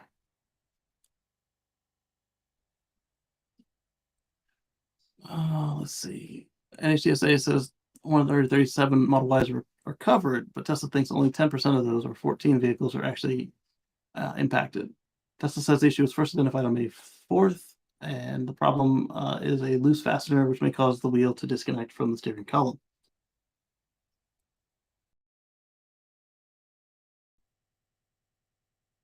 No, it's just unacceptable. Manufacturing and service records suggest there may be a correlation between certain manufacturing record characteristics and the fastener being installed but not torqued to spec. A fastener not torqued to spec could allow the steering wheel to disconnect from the steering column, the notice reads. So when Elon was going on about how the computer is one of the first things they install in the car, and how the car computer can keep track of all of the torque of every nut, bolt, and screw in the vehicle, clearly there's a failure with that, or they haven't actually implemented that. We have seen like how the car does the wiggle test when you put the wheel in, and it can stop the line for stuff like that.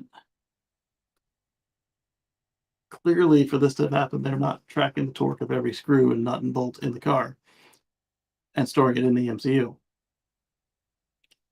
My suggestion would be to actually do that, since you've bragged it up. And then you could just query the fleet. Hey, what were all the torques? And yeah, this one may have been in spec, but we found all the ones that were in spec to this amount failed. And so we're changing the spec to this. Fine. But from this, it sounds like they weren't torqued correctly when you put the wheel on, which means that if it was tracking torque values, it should have stopped the line right there, said, hey, my steering wheel's not installed correctly, do it again. It's not acceptable. That's 50 right there. Only thing you can do at this point your wheel comes off is brakes and call for a tow. And if it's steering some kind of way, all you can do is just kind of stop it. You can't fix it in any way.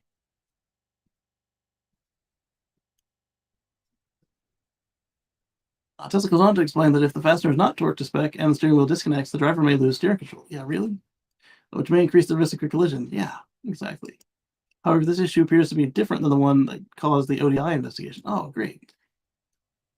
Tesla says they're not aware of any instances of the steering wheel completely detaching from the steering column due to this condition. I mean, if it just added a lot of slop and you had to, like, that's not good, but it will work. But if the steering wheel's coming off, or that bolt is disconnecting from the steering column, it's inexcusable. I understand these are built by humans and mistakes will be made. Like 1 or 2 versus 14, and you're pulling 137 because you don't know. It's not acceptable. The difference appears to be the fastener. The ODI investigation in March was looking into 2 cases where the Model Ys were delivered without the fastener. Oh, great! You didn't even put the screw in. Forget torquing it. Without the fastener that attaches the steering wheel to the steering column. In this recall, the fastener is present but is not torqued to spec. This fix will involve Tesla service inspecting the fastener. If it is improperly torqued, the automaker will install a new fastener and torque it to the correct specification. I'm assuming that's just because if it's not in there correctly, it might not still be safe anymore. So just replace it with a new one, and then you're good. You can read the full notice below. No similar notice has been posted yet by Transport Canada. And that might just be because they didn't make the mistake on Canadian vehicles, or that's coming later. No comments on this one. All right, so now we're going to keep talking about Tesla. We're going to switch to sales. The Model S plaid track package that we talked about a couple days ago, I don't know if it was 1 or 2 shows ago, it's sold out quickly. So they've been advertising it since 2021, originally listed as carbon ceramic brake kit, promising it would increase the electric sedan's performance and unlock the 200 mile per hour top speed. 200 mile per hour plus top speed is what they told us. However, despite the original listing stating the package would be available in mid-2022, it took about a year longer to finally be released. On Friday, plaid owners were able to place their order, but you had to have deep pockets in order to do so. Depending on whether you wanted to buy just the carbon ceramic brake kit or the zero-G wheels to go along with it, you had to pay nearly $28,000 in Canada or $20,000 in the US. That price tag, which is almost equivalent of a Model 3 after tax incentives in the US, absolutely. What did you spend your Model 3 money on? I bought the wheels and tires and brakes. It wasn't a deterrent as the package is already sold out on the Tesla shop. Wow. The hefty price tag appears to be worth it if you frequently take your plaid to the track. Over the weekend, Tesla announced a plaid equipped with the track package had reclaimed the EV record at the Nürburgring, taking the prize away from the Porsche Taycan. Not only did the plaid set up the new EV lap record, it did so convincingly, eclipsing the Taycan's time by more than 8 seconds. That's incredible. And we watched the video for that, or parts of the video for that here on the show. It also appears to unlock a top speed much higher than the 200 mile per hour that Tesla says it does, as they promised us.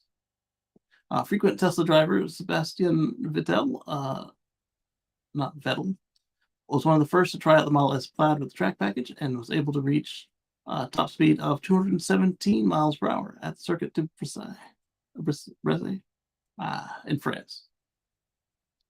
There you go. Jamie says the track package was out of stock prior to Tesla even setting the record. I happened to check a week prior and it said it would be available sometime in June. So it likely hasn't been available to the public for some time. Good point. All right, so continuing on Tesla sales and etc. Panasonic is to increase 2170 battery production output at Gigafactory Nevada by 10%, according to a report. Nikkei Asia is citing an executive at Panasonic recently informed the electronics giant that it would purchase as many batteries as they can produce, and as a result, Panasonic set up a 15th production line at Giga Nevada within the next 1 to 2 years. Oh, great. The additional line will be expected to boost annual production capacity of the facility by around 10% from the current 38 gigawatt hours to 39 gigawatt hours. And don't forget, on top of that 39, you've got them finishing the factory and making 4680s there as well. Nice. Capacity increase will support approximately 500,000 to 700,000 Tesla Model 3 vehicles. Although the factory is already operating at full capacity, Panasonic executives said they could squeeze in one more production line to meet Tesla's demand. Not bad. They're talking about the IRA and at Giga Nevada, Panasonic will be adjusting plans for the upcoming battery factory in Kansas, which was initially focused on 4680s. Instead, the company now intends to manufacture the 2170 cells. What? Really?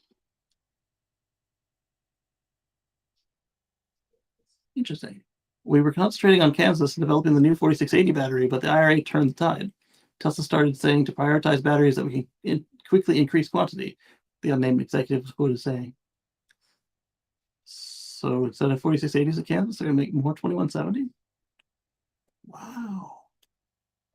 And like I said, you can make a structural pack out of 2170s, but would Tesla want to equip a factory to do so? But if you got a new factory coming up, you can make a structural pack out of 2170s.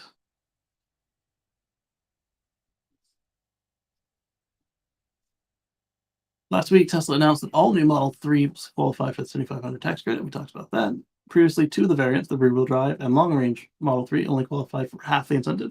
And we determined that was because of percentages and minimum numbers, and they just didn't make enough of the non-qualifying cars that they all qualified anyway, at least for the first year. And by the next year, they plan to just be in compliance.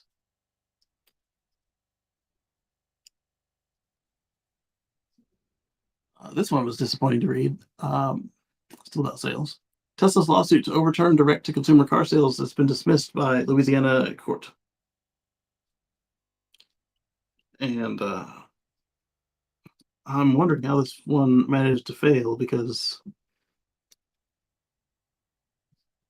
like, what was Tesla's argument? Because listen to what the court says. The court says the direct sales ban applies equally to all manufacturers, and Tesla has alleged no facts regarding anti-Tesla animus on the part of the Louisiana legislator.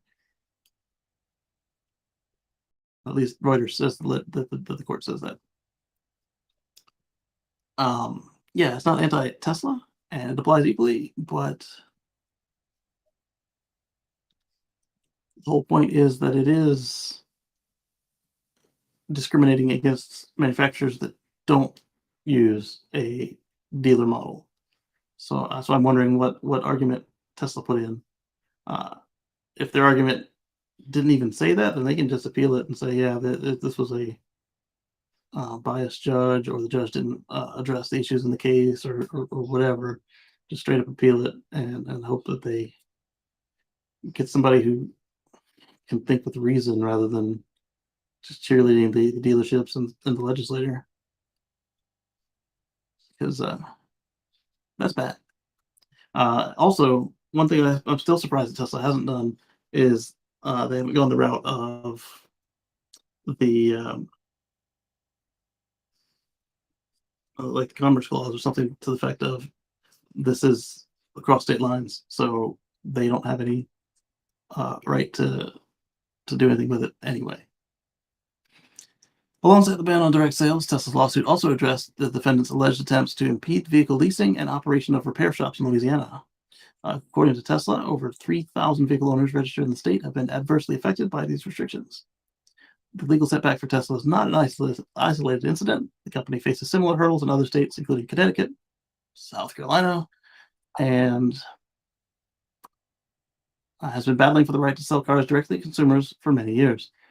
Despite the significant investments Tesla's made in the Texas economy, such as construction of Giga Texas, moving their headquarters, and the company is still not allowed to sell cars directly to consumers in that state. Hmm. And we saw a couple days ago where Tesla put a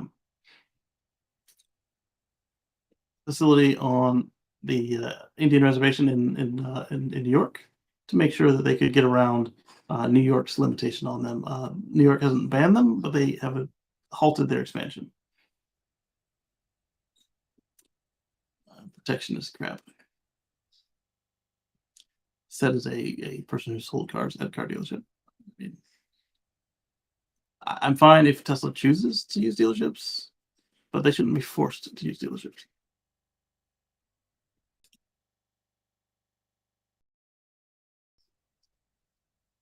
I bought this phone through a dealership, not intentionally. Um, I bought it direct from the manufacturer, and FedEx kept crushing them. So they say they kept crushing them and returning them, but I'm wondering, based on the reviews of that particular distribution center, if they were being crushed or stolen. But either way, in order to get around that particular FedEx hub, the manufacturer sent it through Best Buy for me to pick it up. And so in that case, I did have a dealer for the phone, but that was Samsung's prerogative to use dealerships, and they weren't excluded from also selling direct because of their dealerships. And Apple's the same way. You can buy their stuff from the store that's certified, or you can buy it direct from Apple. With cars, if you have any dealerships anywhere in the States, you can't sell direct anymore.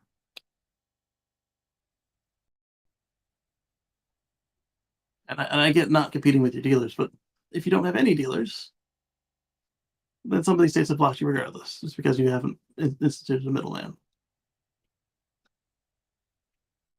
It's disgusting.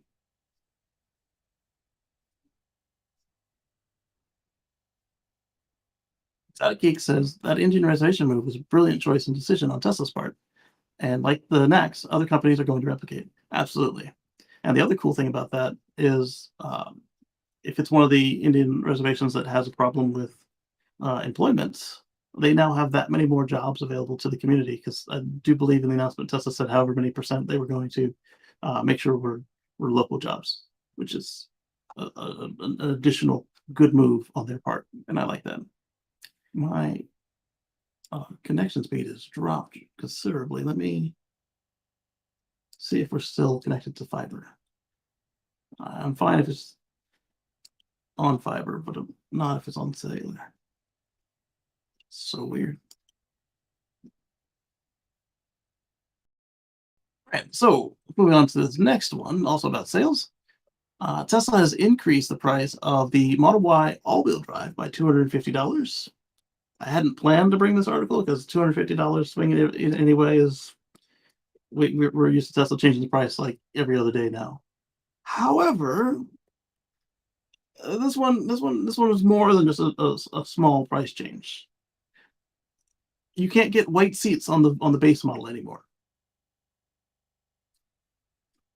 That's a bigger one. It used to just be $1,000, $2,000, depending on when to change the interior color. Now on the base model, that's not an option. You can go to a Model Y configuration that is considered an upgrade, and you can still get white seats with that, which suggests that they might be looking to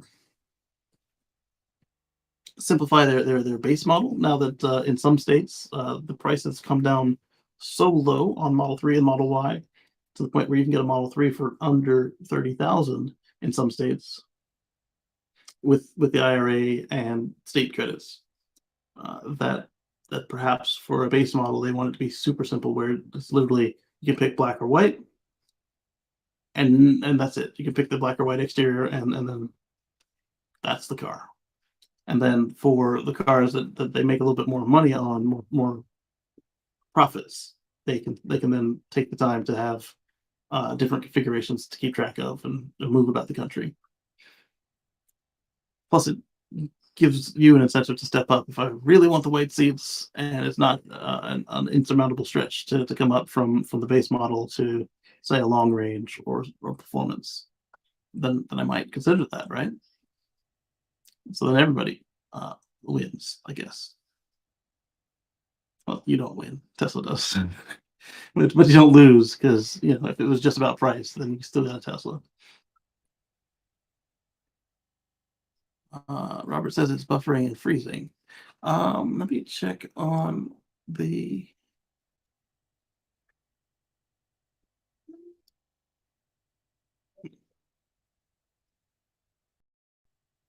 Yeah, it is. It's like I'm on cellular. Let me turn off the cellular and see if that just kicks us off altogether. That down one. Thank you.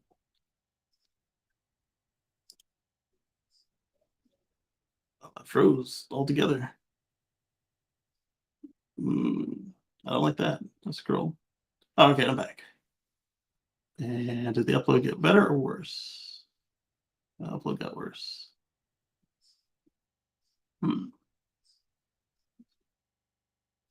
But I took cellular off, so it's not like we're still on the cell. And it's not like my daughter's in there watching like HD movies or anything. She's watching something though. All right, let's put cellular back in the mix. And it should still be a lower priority. And let's continue on. Let me know if it gets considerably worse than it already is. Let's pull Starlink out of the box, right? I need to order a pipe adapter and get it up, replacing the existing dish that's up there. Because I could mount it to the fence, but I don't want to do that. What's been holding me up is I don't want to drill any more holes in the side of my house. Anyway, so yeah, no white seats on the base model.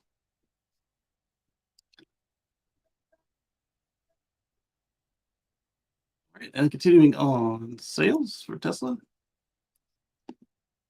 This one was more substantial in dollar amount, so I was planning to cover this one. Bennett says streaming on Twitch, downloaded Fortnite. There you go.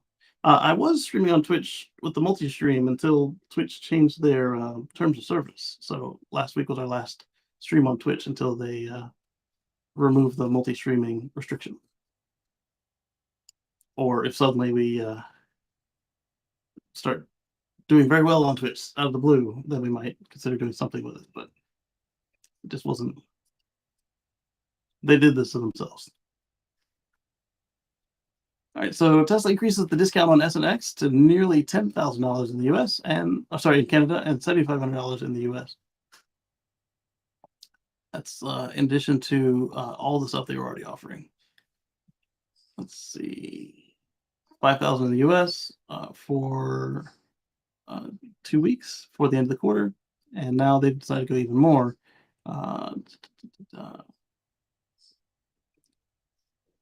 These discounts are available on both the dual motor and Plaid, meaning you can get yourself a dual motor Model S for as little as $114,450 Canadian, and a Plaid for $142,140 Canadian. The savings in the U.S., where the discount is now $7,500, a $2,500 increase from a few weeks ago, but still a discount. But again, this is what I'm saying. We're used to Tesla changing the prices all the time, which is why I didn't even want to bring up the $250. But $7,500 is noticeable. Not that 250 isn't. It's just that is it worth an article for us? I mean, yeah, it's worth an article to read if you're in the mood for a purchase. There's more. Tesla's running a limited time promotion where if you order one of these SRXs with a referral code, you get an additional 1,000 US off your purchase price, plus 3 months of full self-driving for free. Whoa! And there's one more perk: 3 years of free supercharging if you take delivery before June 30th. And if you're one of the people like me who got an offer from Tesla, 6 years of free supercharging if you give up the supercharging on your old car, your supercharging for life car.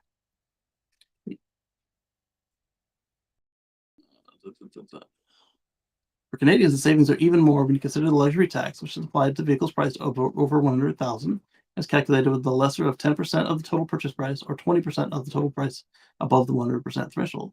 Wow. In that case, the first Model S Plaid note above the luxury tax adds $8,428 to the invoice, which is nearly $2,000 in additional savings compared to the $10,388 luxury tax if you were to custom configure one. Nice. And you get even more if you get a car that's got miles on it, or kilometers in that case, which are discounted 12,480 for the S and 12,210 Canadian for the X. What's up, Lee? Good to see you. No comments on that one? Save $10,000? No comments? All right, so speaking of sales, Neo has slashed prices and removed a free key battery swap service. So costs less, but now they're not giving you free battery swaps. You can add it back as an option, but you don't get free battery swaps anymore. This is the perfect time to point out that Project Better Place put battery swaps all over Israel and I think a little bit of California or some other place, and they went out of business. Battery swapping didn't save them, didn't work for them. Tesla tried battery swapping, and none of the customers wanted it because it cost. And at the time, supercharging was free, and you only saved like 5 minutes. And in fact, you didn't really save any time because you had to pre-schedule and all this stuff with it. Versus what was physically capable. There's a machine that could have swapped it in 90 seconds, as we saw in their demo. But then you've got all these extra battery packs on hand. You've got logistics of getting the battery packs to the original owners, keeping them charged. So Tesla decided they didn't want to do it, and they canceled it. And now Neo has made it no longer standard. So let's see, they're slashing the price on all their models by $4,200 or 30,000 won, because it is in China that they're doing this, in addition to ending free battery swapping services effective immediately. The move comes after Neo, the only major EV in China to see a decline in deliveries from May. They were down 8%. Neo announced news on their socials, as well as CEO William Li said the price cuts have been discussed internally for quite a while after taking the advice and suggestion from users. They're also facing shrinking profit margins. First quarter of Neo's margin was 5.1%, which was down from 18. Wow, that's quite a drop. You go from 18% down to 5% gross margins. Losses rose from 690 million to an additional 166% up from last year. Wow. Starting June 12th, Neo is no longer offering its free battery swap service. Instead, buyers will have the option to purchase it separately for a one-time fee. Top comment says, while battery swap makes sense for some applications like big industrial uses or small-scale mobility scooters, it makes very little sense when it comes to personal cars and trucks. Their infrastructure is simply too expensive to be deployed on a wide scale, and the advantage, at least when what people imagine to be an advantage, 5 minutes or a full pack, can't happen without massively overbuilding crazy expensive swap stations. And there was a rebuttal to this that pointed out that the reason this would still work in China and older cities in Europe is that you might not have space for a charging network, and also the fact that for daily charging, it does save you more than 5 minutes because you can pull in, it's always 5 minutes to swap the battery versus charging from whatever percentage you're at to wherever you're going. It swaps you 100% charged battery versus when you charge, you're going from what, 10% to 80%, 50% to 80%. And the reason why they specified China and small cities in Europe is not just that these are compact cities where the infrastructure is less expensive to deploy than something like Australia or the US, is in addition to having a smaller footprint to do your deployment, a lot of your customers don't have garages at home. So you don't have either a parking garage or uh, assigned parking or off-street parking at all, let alone a garage. What was the lifetime of the charging? Um, Lifetime of charging for the Neo is the free lifetime swaps, but if you meant the lifetime for Tesla, so folks like me with the older cars, or depending on how old, mine is kind of that middle age old. It's free charging for my life of the ownership of that Model X, and my last car was just free charging for the life of the car as long as it never comes back through Tesla. And the new offer that they offered us to give up our lifetime supercharging is 6 years total of supercharging on a new SRX. My car is 5 years old this year, so 6 years didn't seem to be enough of an offer for me to give it up. Some people, I'm sure, probably went for it, but from talking to other people with the same program or worse, the free charging for life of the car, let alone the life of the owner, they really didn't want to give it up. So, uh, like I said, I haven't found anybody who's done it, but it doesn't mean nobody's done it. I'm sure Tesla got a couple people on that because they get you all excited. Oh, the new car! Look, you get the yoke or the wheel, you get the horizontal screen, you get the new, you can play games in your car, blah blah blah. You know, oh hey, we haven't finally stopped arbitrarily blocking you from using the live Sentry view because your car was legacy, even though similar vintage Model 3 or older can still do it. I'm still salty about Tesla and their legacy blockage. Yeah, so people in multifamily situations like apartments or like historic buildings where they won't let you add charging to your place, they could make use of this. And then again in China, where it's just like giant apartment buildings, that sort of thing, they could make use of this. Oh, okay. So actually, they do have limits on the Neo now. Free battery swaps, 4 per month, 10 years of unlimited miles, lifetime free internet, 8 GB of monthly traffic, and lifetime free roadside assistance. Okay. So for buyers that purchase a new Neo EV before July 31st, have the option of paying 30,000 won for this package, which gives you free battery swaps, 4 per month, 10-year unlimited mile range, and lifetime internet. So in that case, that would just replace the gas station experience for these people, because you can still charge it like at the grocery store or out and about. It doesn't stop you from charging. Better Place didn't want you to charge it at all. You could, but they didn't want you to. And unlimited miles, which is nice. Lifetime internet is nice. 8 GB isn't much though.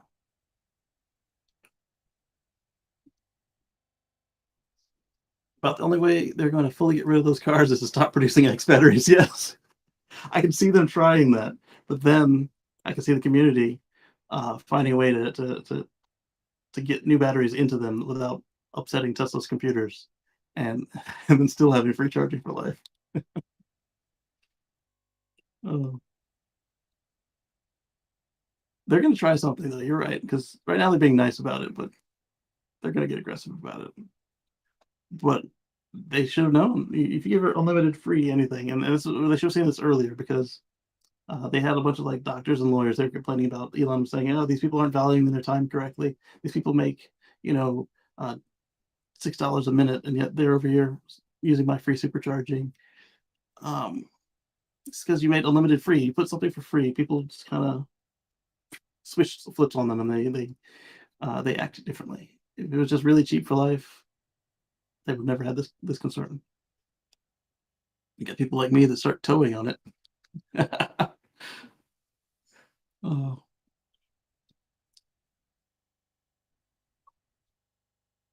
there we go. So that's Neo.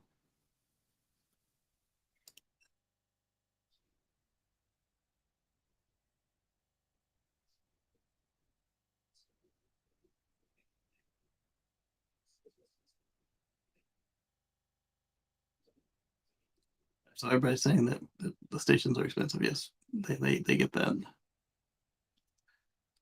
All right, so let's move on to other stuff from Neo and charging. All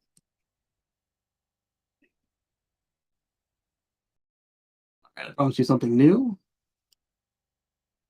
and something Toyota. Let's talk about that. Let's talk about an electric truck, and then an existing electric truck. We'll talk about charging electric trucks. And then we'll talk about electric truck in the stock market. See, you can tell I was able to get some of this in order, huh? Ah, I got stir-fried noodles. Thank you.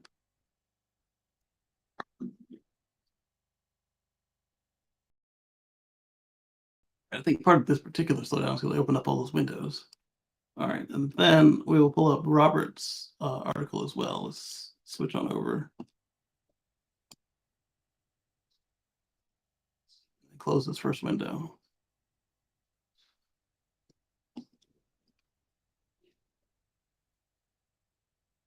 So, electric cars world news. VW electric concept makes surprise appearance in Paris.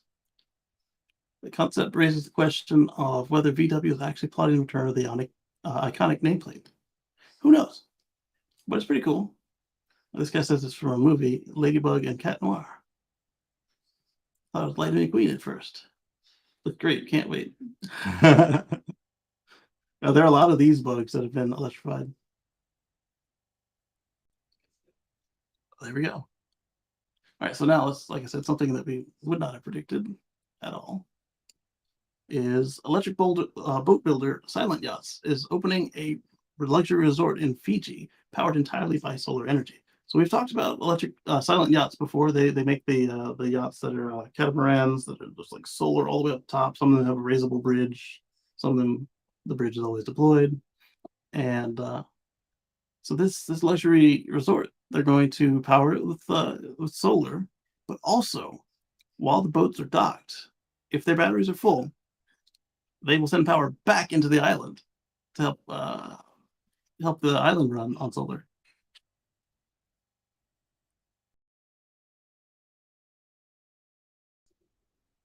It was yelling at my wife and babbling at her now. She didn't like something. All right, so Silent Resorts is a new entity spun out of a sustainable boat building company that is already nascent in its own right. Silent Yachts is worth result of 2 decades of research and development from its co-founders who have sailed over 75,000 nautical miles around the world. So the Austrian boat builder, the catamarans got bigger and have gone further at sea. Seeing newer products that got smaller recently, like the Silent Yachts all-electric tender. That's pretty cool right there. You know, if we talked about the tender or not, we'll take a picture. I'll look at the picture. Our coverage of the company led us to Fort Lauderdale. We got to climb aboard the Silent 60 and take an electric voyage for ourselves. That's pretty cool right there. Everybody I've watched who has done a cruise on the Silent Yachts has enjoyed it. The initial resort features 16 solar-powered 4-bedroom residences and 8 Silent Yachts that not only help power the resort, but also a place for residents to stay offshore. While construction is underway in the Bahamas, Silent Resorts is already working to open a second tropical solar haven in Fiji. Check out these hyper-realistic renderings. All right, let's do that. The buildings look like the yachts themselves. Get the yachts out there. It's like fun. Silent's next powered solar resort is scheduled to open in 2025. The second resort will begin construction later this year on a private island sanctuary in the Fijian archipelago and eventually offers the following options to guests. 28, 5, or 6-bedroom Silent Estates residents. They've got this thing. They just each year they just make their stuff bigger, including the boats. 14 2-bedroom Silent Marina residences, 10 2-bedroom Silent Beach Club residences, and exclusive access to a fleet of solar electric powered tenders, speedboats, and catamarans to explore Fiji's natural surroundings. These bigger ones will be necessary if you're in their biggest boats. But these other ones are more in line with the size of the others. Everyone who purchases at Silent Fiji Resorts has the opportunity to apply for Fijian residency. Oh, wow. enabling them to stay as long as they want. Additionally, the solar resort company promises to manage each owner's residence to others for passive income if they are desired. Oh, okay, so they can Airbnb it for you. You don't have to do anything. That's kind of neat. After considering numerous possible locations, we are delighted to be finalizing the approval process for our latest location in Fiji. When we officially announce the location next month or so, we will be also offer exclusive stays at the existing facilities for those interested in learning more firsthand about the Silent Resorts Fiji. With its beautiful, untouched natural surroundings on both land and sea, the incredible welcoming hospitality, sorry, of the Fijian people. Well, they come at you with spears and stuff, yeah, guns. This is a perfect base for us to create a next 100% solar powered luxury adventure destination. What we'd like to call radical sustainability through innovative ownership options. Like our missions is to make island residence and luxury yacht ownership more affordable and accessible. Yeah, I mean, if you offer this up to me, I would jump on it. The boats alone are really cool, but to have a boat and a place to stay when you're not on the water, ooh, nice.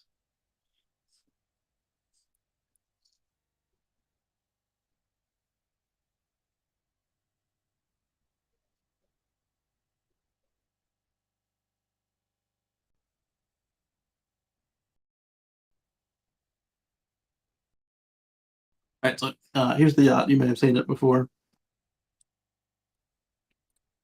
here or elsewhere. 'Cause I like them.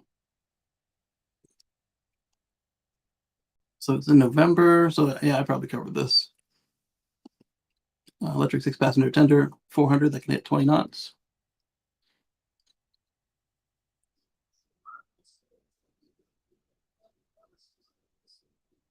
Yep. Moving on. So I talked about Toyota. Here's Toyota. Toyota shareholders have protested the EV stance with votes to oust the longtime leader from the board. So we talked about the grandson Toyota, Kyo, whose dad recently passed, whose grandfather was Mr. Toyota, who founded Toyota, spelled this way, but their family name is not spelled that way. Um, and then he talked about how this young upstart at 60 years old or 50 years old, whatever he was, would turn the company around and fix their electric thing and blah blah blah. And the shareholders disagree. They say it's been 6 months now, and the new elected leader, Koji Saito, he was supposed to bring the automaker into the modern era, and these shareholders disagree. As Toyota has been one of the most vocal critics of going all in on EVs, insisting on sticking to a hybrid strategy despite the industry moving to an all-electric future. Sato explained that under his leadership, the automaker would accelerate BEV development with a new approach. Shareholders are still not thrilled with the progress. In particular, they're pointing out Toyota's stance on not setting a date to go all EV, like many of their competitors have already done. And in fact, I don't know if I mentioned it last week when we talked about the new Volvo 30. I don't remember its letters, but the Volvo 30. Uh, at the time, Volvo moved up their date from 2035 to be all electric to 2030 to be all electric. And unlike most of their German competitors and other European competitors, and some even in the US, they didn't do any Weasley wiggling. They boom. They are not making any. They're still producing ICE vehicles right now, but they're not designing any new ICE vehicles, and they're phasing the existing ones out. While that's not the case at the other places, and the problem is that for these investors is that Toyota hasn't even committed to a date to kind of sort of hand wavy move to EVs at all.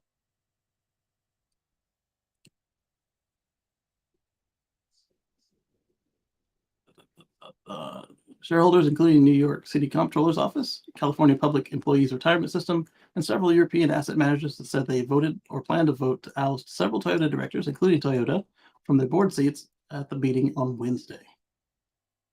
They say their vote is a way of protesting against Toyota's policy of not setting a date by a date to go all electric, like most automakers have.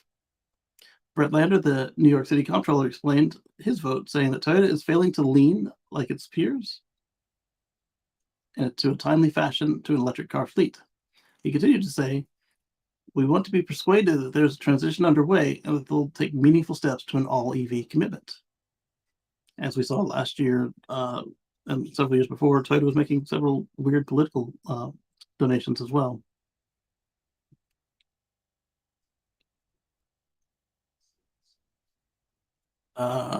Under its newly elected leader, Toyota has made a series of announcements to help speed up the rollout. They revealed that they would develop a dedicated EV platform as well as introduce 10 new EV models by 2026. And then earlier this week, they did their usual thing. Oh, we've got solid state batteries coming in 5 to 10 years. I didn't report on it because they say that every time. In fact, 5 years ago, they said the exact same thing, the exact same words. This is new revolutionary solid state, blah, blah, blah. It'll be ready in 5 to 10 years. Here we are 5 years later, and nothing happened. And you thought Elon was bad at reading calendars. Well, the first will be a 3-row SUV assembled in U.S. assembled electric model set for production in 2025 at Toyota's Georgetown, Kentucky facility. Toyota has also teased several EV concepts, including an electric family SUV, the BZ Flex Space, and a sport crossover, the BZ Sport Crossover. We'll see, because their current one, the BZ4X, looks like hot garbage. And not only does it look like hot garbage, it performs very poorly, and you can't charge it in the cold. Like literally, if you go to a fast charger and it's below freezing, it just won't charge. And that's after they spent 6 months trying to keep the wheels from falling off. Electric's take. Although the chances are slim that Toyota will be removed from the board, the votes are being used as a way of protesting the push for change within the company. Protesting to push for change within the company. While automakers have already achieved double-digit or 100% EV sales, Toyota continues to fall further behind the pack.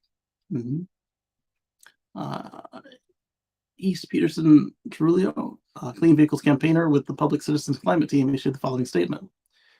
2 decades ago, Toyota's hybrids were cutting-edge technology. Yes, they were. But Toyota failed to capitalize on its electric head start. They sure did. Instead, Toyota lobbied governments to ignore the perils of climate change and fought the adoption of EVs. Now shareholders are demanding more transparency from the company. There you go. They added that automakers without a robust EV strategy are automakers in trouble. And until Toyota stops fighting electric vehicle future and commits to 100% zero emission vehicle lineup, not hydrogen. That doesn't mean no hydrogen, but you can't wait for hydrogen. You can't wait for solid state batteries. Vehicle lineup, shareholders should remain skeptical and continue to push for accountability. Investors are realizing that Toyota is missing out on profits in key regions like the US, Europe, and China, where EV sales are soaring. With the trend only expected to accelerate, shareholders are getting sick of waiting around for while Toyota continues to delay in an all-electric future. The Japanese automaker is aiming for at least 1.5 million EV sales by 2026. How are you going to do that without a plan, though? For comparison, Tesla produced over 44,000 EVs in just the first 3 months of 2023, delivering 422,000 of them in the same 3 months. Right, so 1.5 million today to 2026. While Tesla will do that several times over. That's what they're saying there. All right, and the top comment was, frankly, I think a commitment to go all electric by a certain date is probably pointless. Reality is that car makers will go all electric when the market or regulatory environment means that it makes sense to do so. That said, Toyota does need to commit to offering a credible range of decent EVs to avoid falling behind competitors. For instance, I think it would make sense for them to be working on EV versions of some of their vehicles that have been popular with green customers in the past. Perhaps EV versions of the Prius and or Corolla, along with an EV version of their popular SUV, the RAV4. If they did decent designs, those could be huge sellers. Tom has a good point there.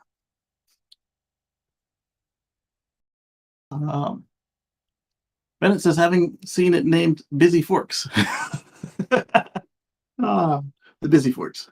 I've heard it called Busy before too, and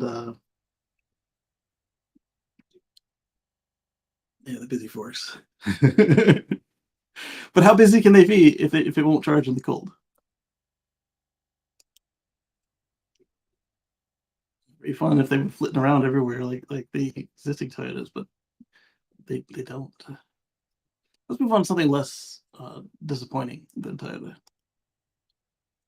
Talk about some new trucks. So the Tilo is a tiny electric truck the size of a Mini with a bed as big as a Hummer's, which the Hummer doesn't have a very big bed, so it's not saying a lot. But let's look at these pictures coming up here. There's the Mini, same size as the Mini, and that's not quite a Hummer. That's a RAV4, or not a RAV4, a Hilux or a Tacoma. There you go. Lordstown Motors. That's also disappointing. Yes, it is. So I didn't pick any Lordstown news this week, but Lordstown is suing Foxconn because Foxconn kind of paused on the funding when they continued to flail about in the stock market. We'll see how that goes. Because remember, they already sold their factory to Foxconn. So if the courts don't agree, you've just sued the people who make your vehicles, and good luck. All right, so let's see.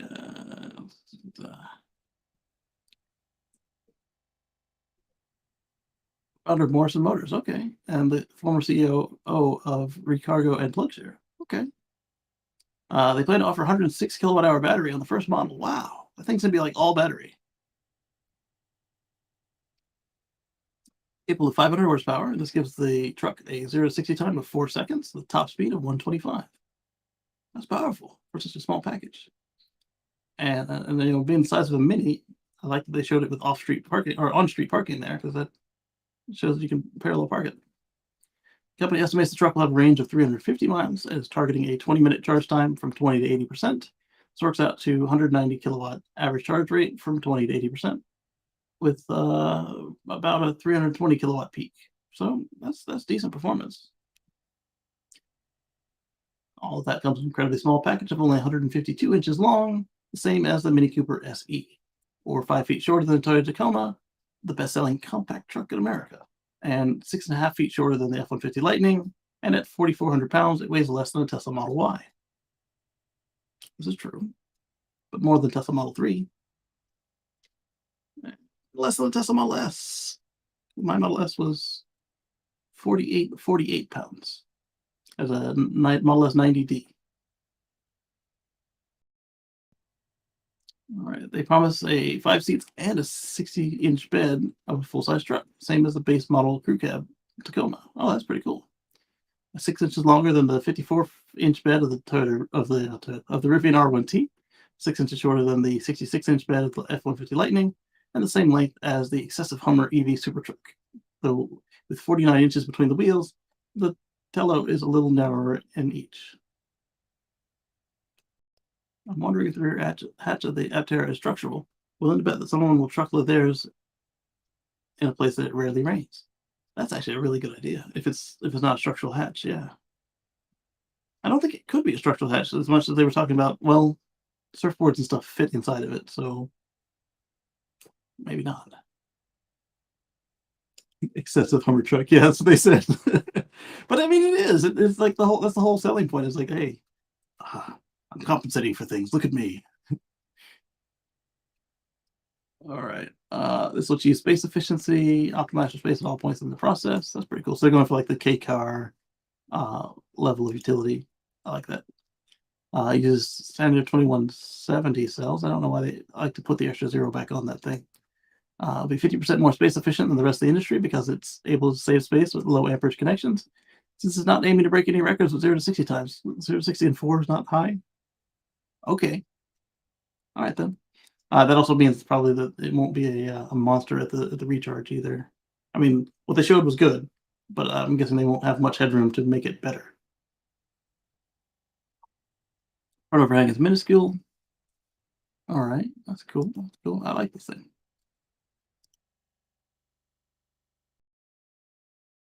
Oh wow! All right, yeah. Detachable SUV parts. Okay, bikes hang out the back, surfboards hang out the back, or oh, it's got the mid gate. All right, tonneau cover. I like this little thing. All right, do it. Oh, it's got the gear tunnel. Did you see that? Let's go back. Gear tunnel. I don't know what Rivian's gonna say about that, but do it. All right, let's see. Even without a tonneau cover, the truck will have enclosed storage in the form of a tunnel compartment, which will function similar to Rivian's gear tunnel. It's been a popular feature on Rivian with a place to store dirty items you don't want to throw in an open bed, or to use the tunnel door itself as a seat or step to access gear on the roof rack. On the tunnel can also be accessed from above by removing part of the truck bed. This doesn't just give more options for accessing storage, but it opens up a whole new possibility for rear passengers. I like this little truck. I was just looking at the pictures before I started sharing this with you guys. I didn't read anything about it. Truck will be capable of vehicle to load with outlets in the bed, although Tello hasn't decided how much draw will be capable of yet. All right, bring it, bring it. And so look at they're pointing out, talking about pedestrian safety. Look at how this is compared to the people versus a more modern conventional truck, where on these men the truck would come up to their chests, let alone smaller framed people and children. Dan said minivan. Yes. Little Rivian brother vibes, exactly. All right, I'm interested in this truck. They're currently targeting a price of $50,000 before incentives, and it should qualify for the IRA credits too. They want to offer a version with a smaller battery and a single motor, presumably with a lower price. This would be good for people who know they don't need a 350-mile battery, or for businesses with set routes or mostly intracity travel. Like most startups, the focus will be on upmarket. Yeah, start with one thing, just one thing, and deliver that. Maybe have some other colors, but just one thing. That's what killed the Segway, having two things. And then after that one thing is done, if the second thing is based on the first thing, bring it out.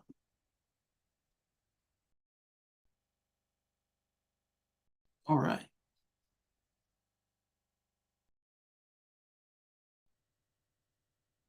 Well, it could do worse than becoming the Toyota Hilux of EVs.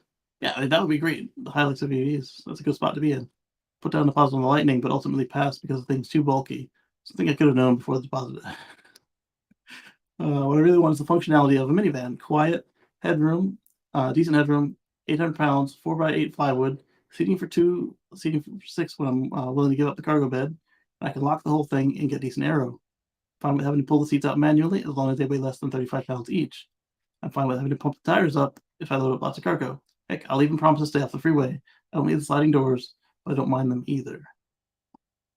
I agree with you, Ian, there. Ian or Lane. I'd want to be able to do all surfaces with those kind of performance, though. Start the opposite of the Archimoto. Yeah, exactly. The opposite of the Archimoto. Useful with doors. You don't need a motorcycle helmet or license in some states. It's just a truck and not a motorcycle.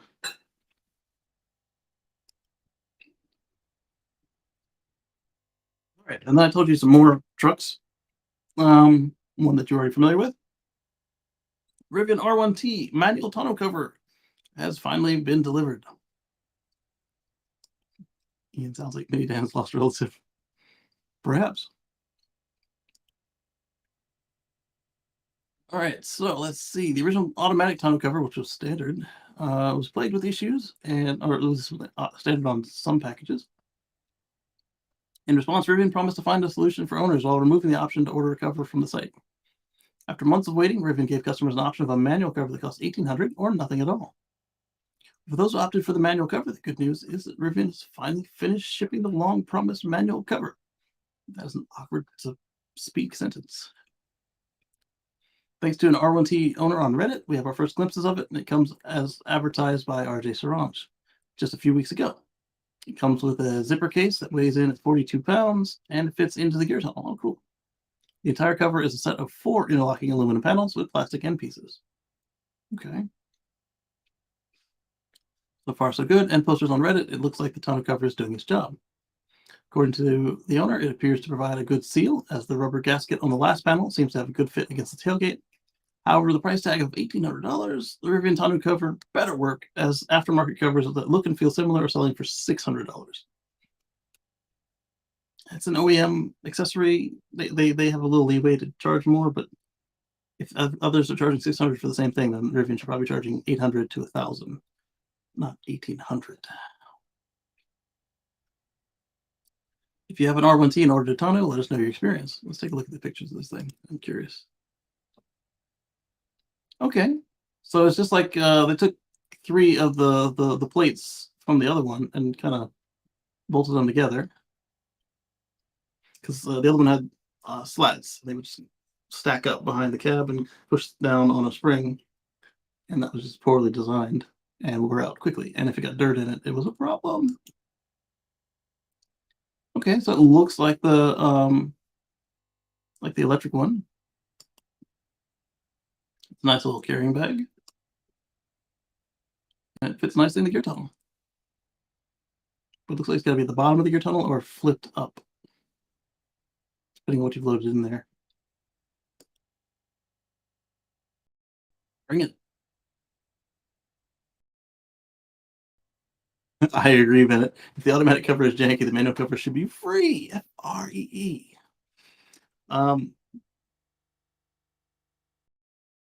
But the way they got around it was by canceling the covers. So I could see them doing this as a free replacement for the automatic ones. Like, hey, we're going to give you a discount if you don't want us to keep repairing your automatic one. We'll give you this one for free if you allow us to do the swap. And I think that would be fair. But also for the people who want to hold their feet to the fire, you're going to keep fixing this thing every 6 weeks, every 6 months, every time the automatic one fails, until you redesign the automatic one till it works. I think both are fair responses as an owner.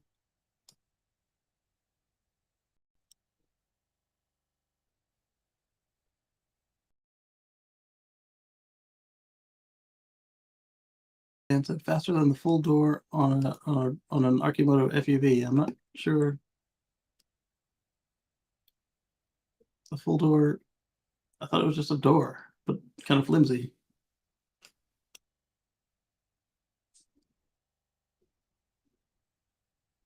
All right, so this charging depot can charge up to 96 electric semi-trucks at once.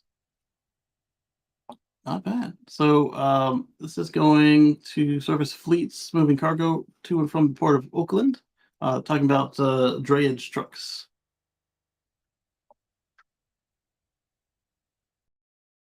The drayage trucks are the ones that move stuff all around the port and maybe short distances beyond that.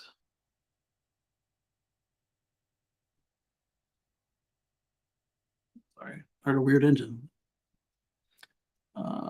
Let's see. Zero emissions truck solutions from Forum Mobility have been approved to receive $4.5 million in financing from the East Bay Community Energy, local energy provider for Alameda County and the city of Tracy, California, to develop the Greenville Community Charging Depot on a 4.4-acre site just off I-580 in Livermore. All right. There we go.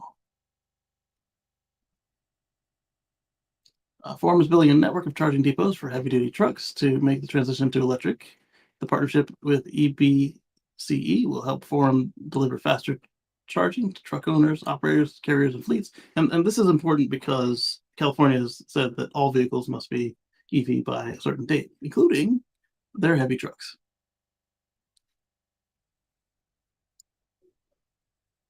Back to Rivian again. Rivian is being removed from the NASDAQ next week because their price dropped. Will they use the NACS as well? They being the hub or they being Rivian? Rivian is still hemming and hawing and officially says no. And for the charging depot, they would be smart too, because if they have any Tesla semis there, assuming the Tesla semi comes off of that MCS2 that's currently on the existing trucks, then they'll need something. Of help, yes. I'd imagine they'd have at least a couple, but I imagine that we'll see most of, depending on what the truck makers do, is when MCS3 gets finished, we'll probably see a lot of that, unless nobody's doing multi-megawatt charging. Then I think the NACS would still be the way to go for these trucks because NACS is megawatt charging at 1,000 volts, 1,000 amps. Boom, done. Without a liquid cooled cable.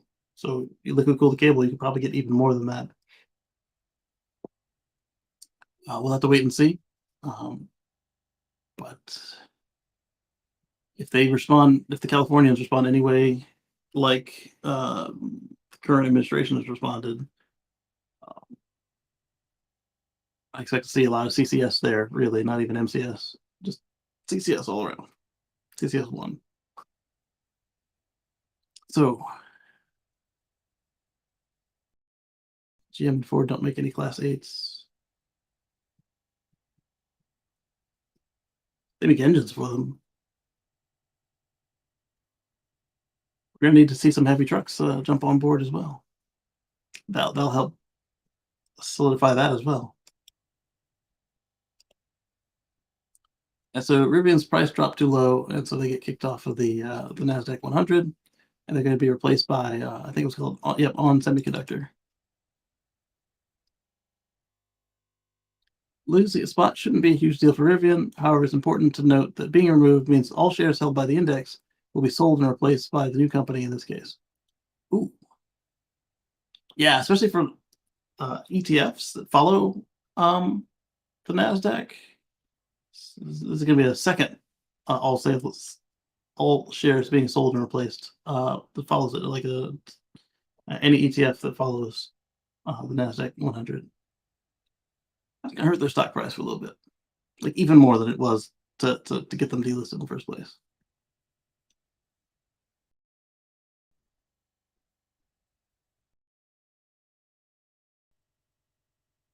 No comments on that one?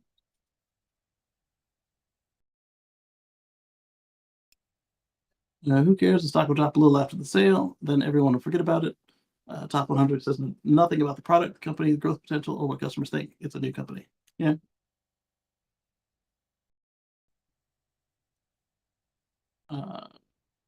This is completely incorrect. The index does not own any shares of anything.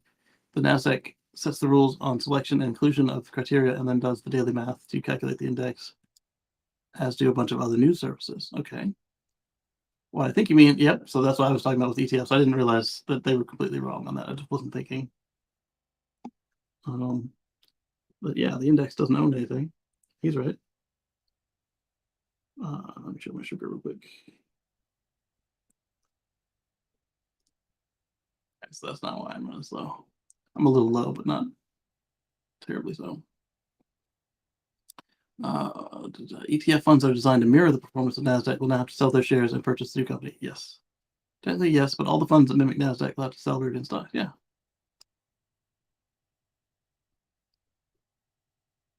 Why were they even there? They've not been around enough to show the type of growth and stability expected for the index. Not stability, but they did have growth. All right, let's move on to more productive conversation. We'll talk about Kia, BrightDrop, United Airlines, and Giga Texas.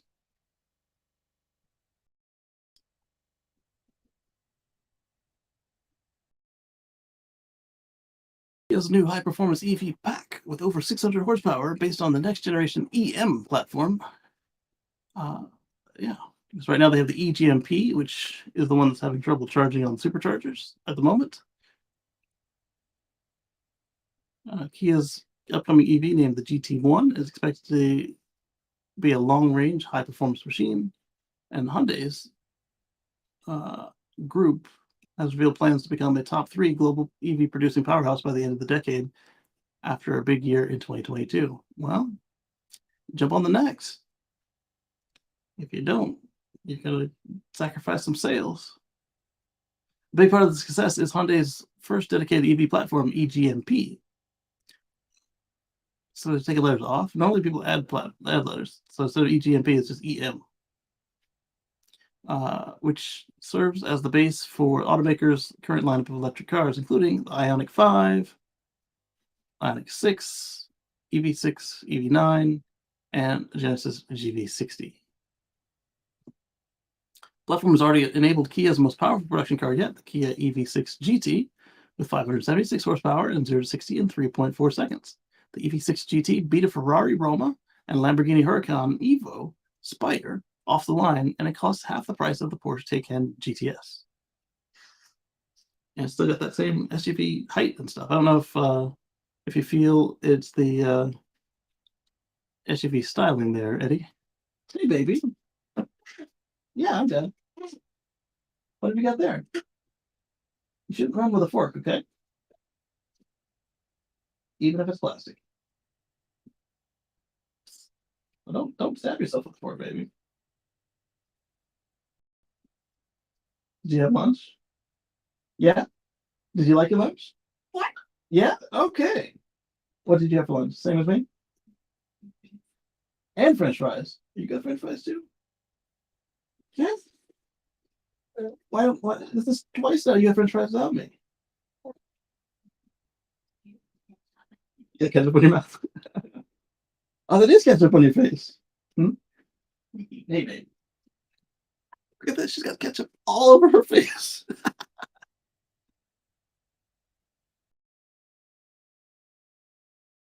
I gotta watch this pork so she'll try to eat my food. Or stab me with it. Yeah? What do you want to tell them about the news this week? Oh, you don't? That's fine. Did you ride in the Tesla this week? Huh? You did. Where did you go? Huh? You don't know where you went? You went to the store a couple times. You fell asleep? Oh, he did? Oh, you went down? Okay. Down? Cool. I'll see you soon. Have fun. How does Rivian fall off but Archimoto stay on? That's a good question. Good question. According to a report out of South Korea, Hyundai's already finished the specs for the major drivetrain components, including the battery and motor. See, EVs can be easier to design than fossils because there's a lot less parts that go into it. And if you really put the effort into it, you can make it happen. South Korea's ET News reports that Hyundai Motor Group will install a massive 113.2 kilowatt-hour battery. That's not that massive, it's just large. Massive would be something ridiculous like the Hummer at 212 kilowatt-hours. And 2 electric motors at 200 plus 250 kilowatts. So that means it's actually have a rear bias of 250, and the front will still be really good at 200.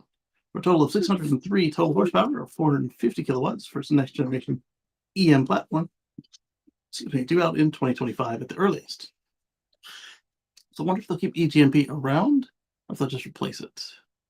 I can see them doing that on like a more budget car, but if this one has economies of scale, then we could go. GT1 will surpass Kia's EV6 GT, the current fastest production car with a maximum, or Kia's current fastest production car with a maximum output of 576 horsepower or 430 kilowatts. Overall, I'm impressed with my EV6 GT. It rides much better than a Model Y with dampers. In normal, it's much quieter and power doesn't die off at super legal speeds. I call them extra legal, but yeah, that works. The active rear differential makes a noticeable difference in curves when you mash the accelerator. The lightning pedal. Overall, it is a great ride. Having said that, there are a few things I'd do differently on the new model. Do not force huge wheels on the high performance trim level. I swapped out the original equipment 21-inch wheels for a set of lightweight 19-inch wheels that each weighed 17 pounds less, times 4. I switched from the Eagle F1 SUV to the Hankook Ion Evo AS SUV tires, and my range has improved 15 to 20%. I now see approximately 285 miles of real-world range in mixed driving.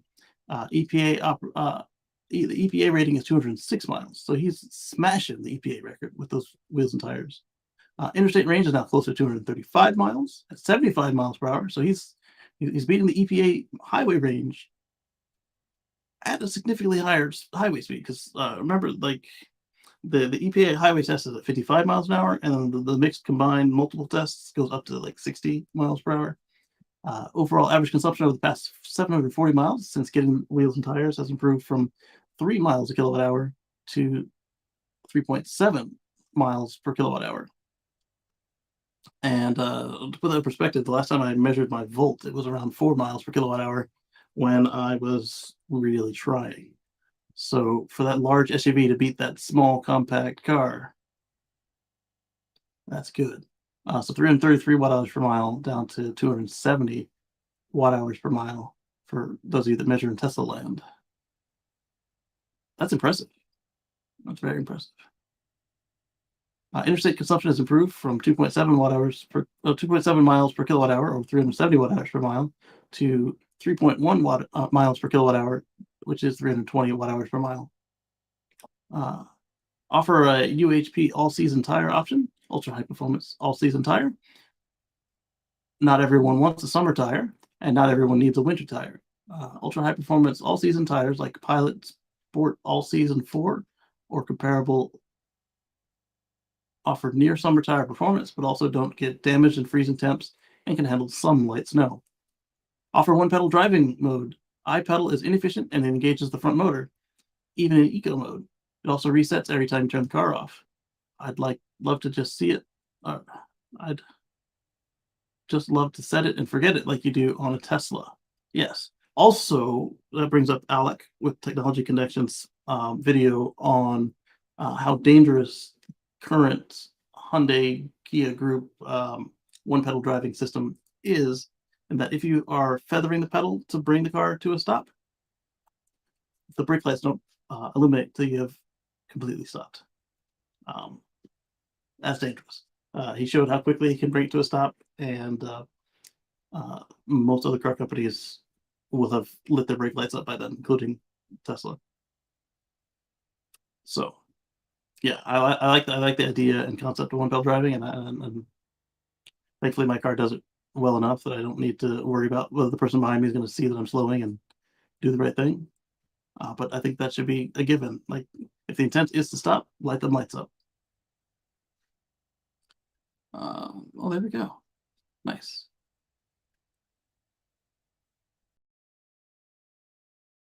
Anyone else on here lose 97% on Archimoto? No, because you know, no matter how many times you explained it to me, I still wasn't understanding the concept of the car, so I didn't invest a dime in them. I've lost 0 on Archimoto. I like that comparison between the Model Y Performance and the EV6 GT I saw on Jeeps do. I would not want the racing seats in the GT. I would rather have a frunk that fits anything. Yeah. Yeah, have the zero gravity seats they showed off on the regular model, and then a frunk. I think that would be a good car. That and put the NACs on it and move the charge port to the correct side and make sure that it could charge at superchargers. Those would be my additional adjustments to what that guy just said as a non-owner. And when I say the right side, I mean the Tesla's left side, because it's already on the right side of the car. It's one of the few that has a right-hand side charge port exclusively.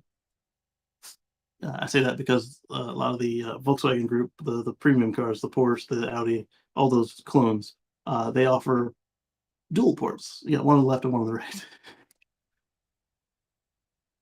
All right, so I told you BrightDrop. Here's BrightDrop. They've launched in Canada. They started building them in Canada a few weeks ago. We talked about that, and now you can actually take delivery of one in Canada, which is nice. And they've also finally started actually responding to me, but now my situation changed a little bit. So my little experiment I was going to do with them for the channel just won't work. So I haven't responded to them, and as long as they took to respond to me. Am I being petty? No, not really. Being a fickle customer? Yes. But now that they can get the NACs, maybe by the time they put the NACs port on it, I might be willing to talk to them again.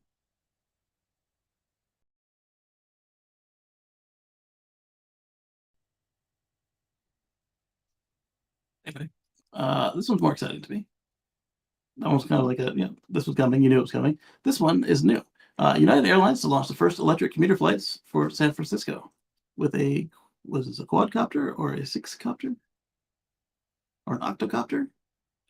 Plus, you've got propulsion jets there, not just lift jets or fans, propulsion fans, not just lift fans.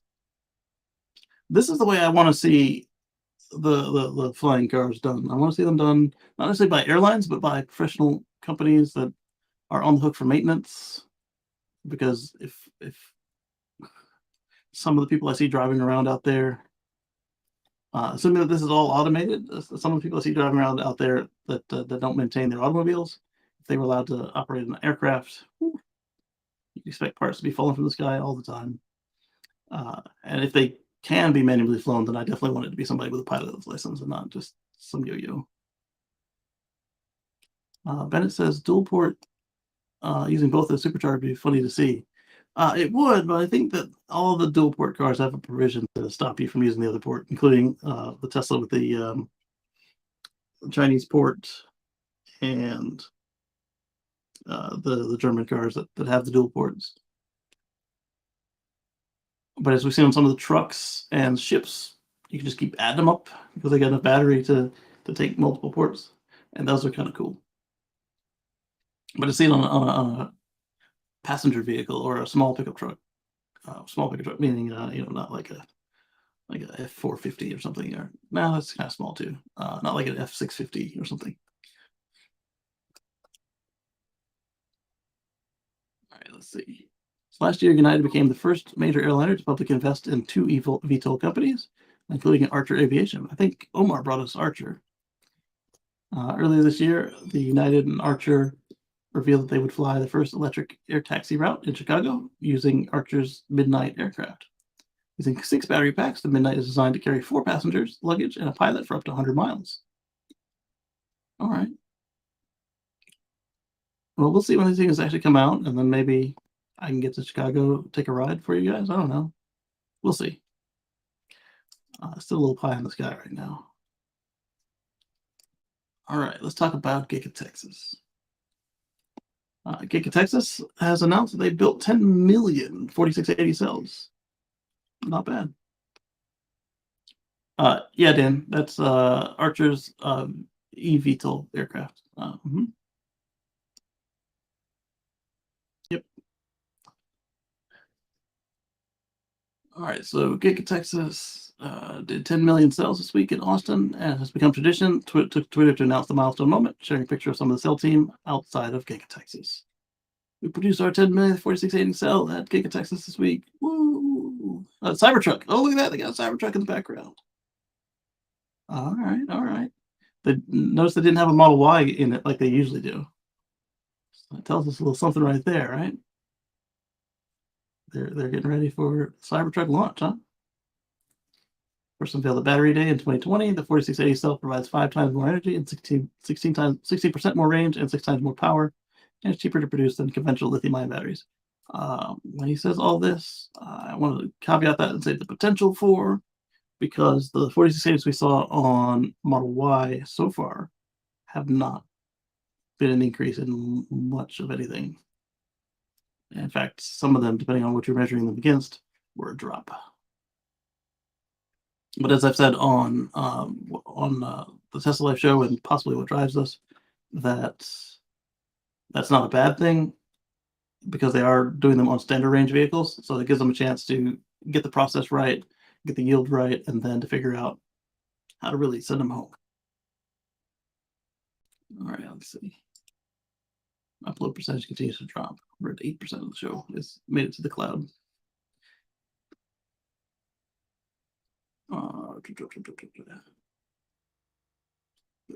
Construction of Giga Texas necessary 4680 production equipment was installed at the factory in late 2021 and into 2022 before production began later in the year. Before today, most recent update on 4680 cell production at Giga Texas came in December when they said they built 868 of these cells, so almost 1 million cells, enough to produce about 1,000 EVs in 1 week. 6 months later, and total has now topped 10 million cells, which is over 10x, really. which would be enough to build around 1150 EVs of the same number. But I imagine that the Cybertruck is going to use more cells than a Model Y. Given the timing, just between the updates, the two updates just shy of 26 weeks apart, that means Tesla's producing an average of about 351,000 4680 cells per week at Giga Texas. The figure is lower than we expected. Yeah, Tesla too. But still an impressive accomplishment nevertheless.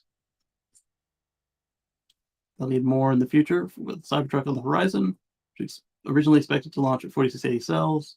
With production numbers where they are currently, it would not be surprising to see Tesla launch Cybertruck with 2170s as well. Ooh, ouch.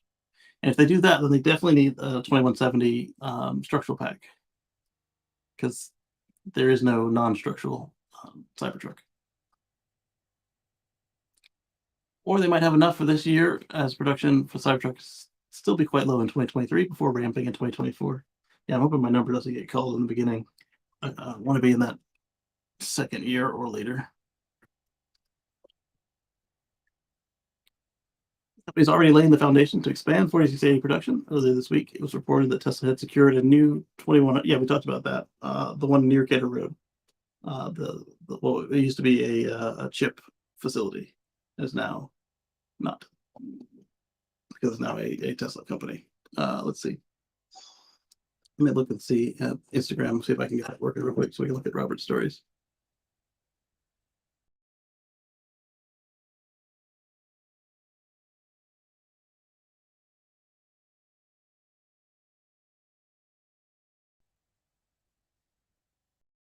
It's doing something. Oh, got my niece on there.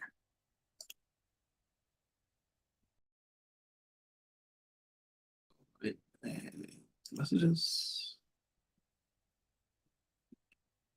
Then Robert.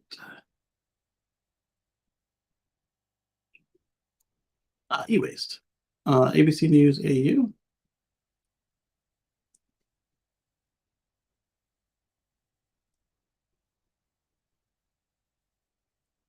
Sent me a disappearing message. Use the app to find it. All right, let me see this.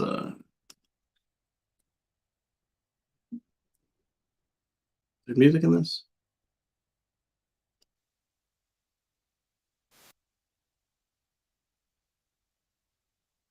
There is not music in that. So now let's see if I can't. All right, we'll share this tab instead. Close the Gigafactory, and then we will refresh this page and see if I can't get the audio from the beginning.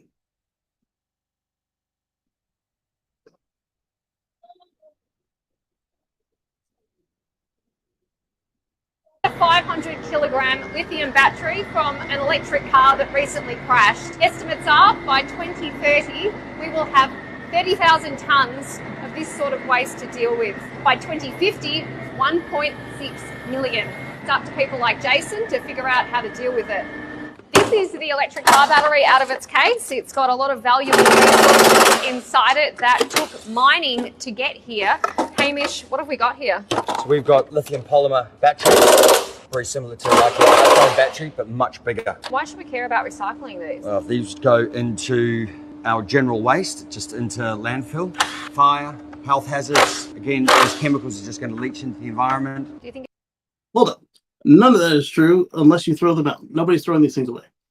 Continue. About how much mining went into this and how it would be a waste? In a way, yes. And that's the carbon that they're adding to the environment. Effectively, what we are doing is we are actually mining, but we're doing above ground mining. These are the banks. Once we take them apart, and that's exactly what Elon suggested. You should mine your existing cells for their minerals, their elements, because they are elemental. So once you reprocess them, they're ready to go again. They don't the wearing out they do is as an assembly, not that you wore out the lithium or the cobalt or the gold or whatever.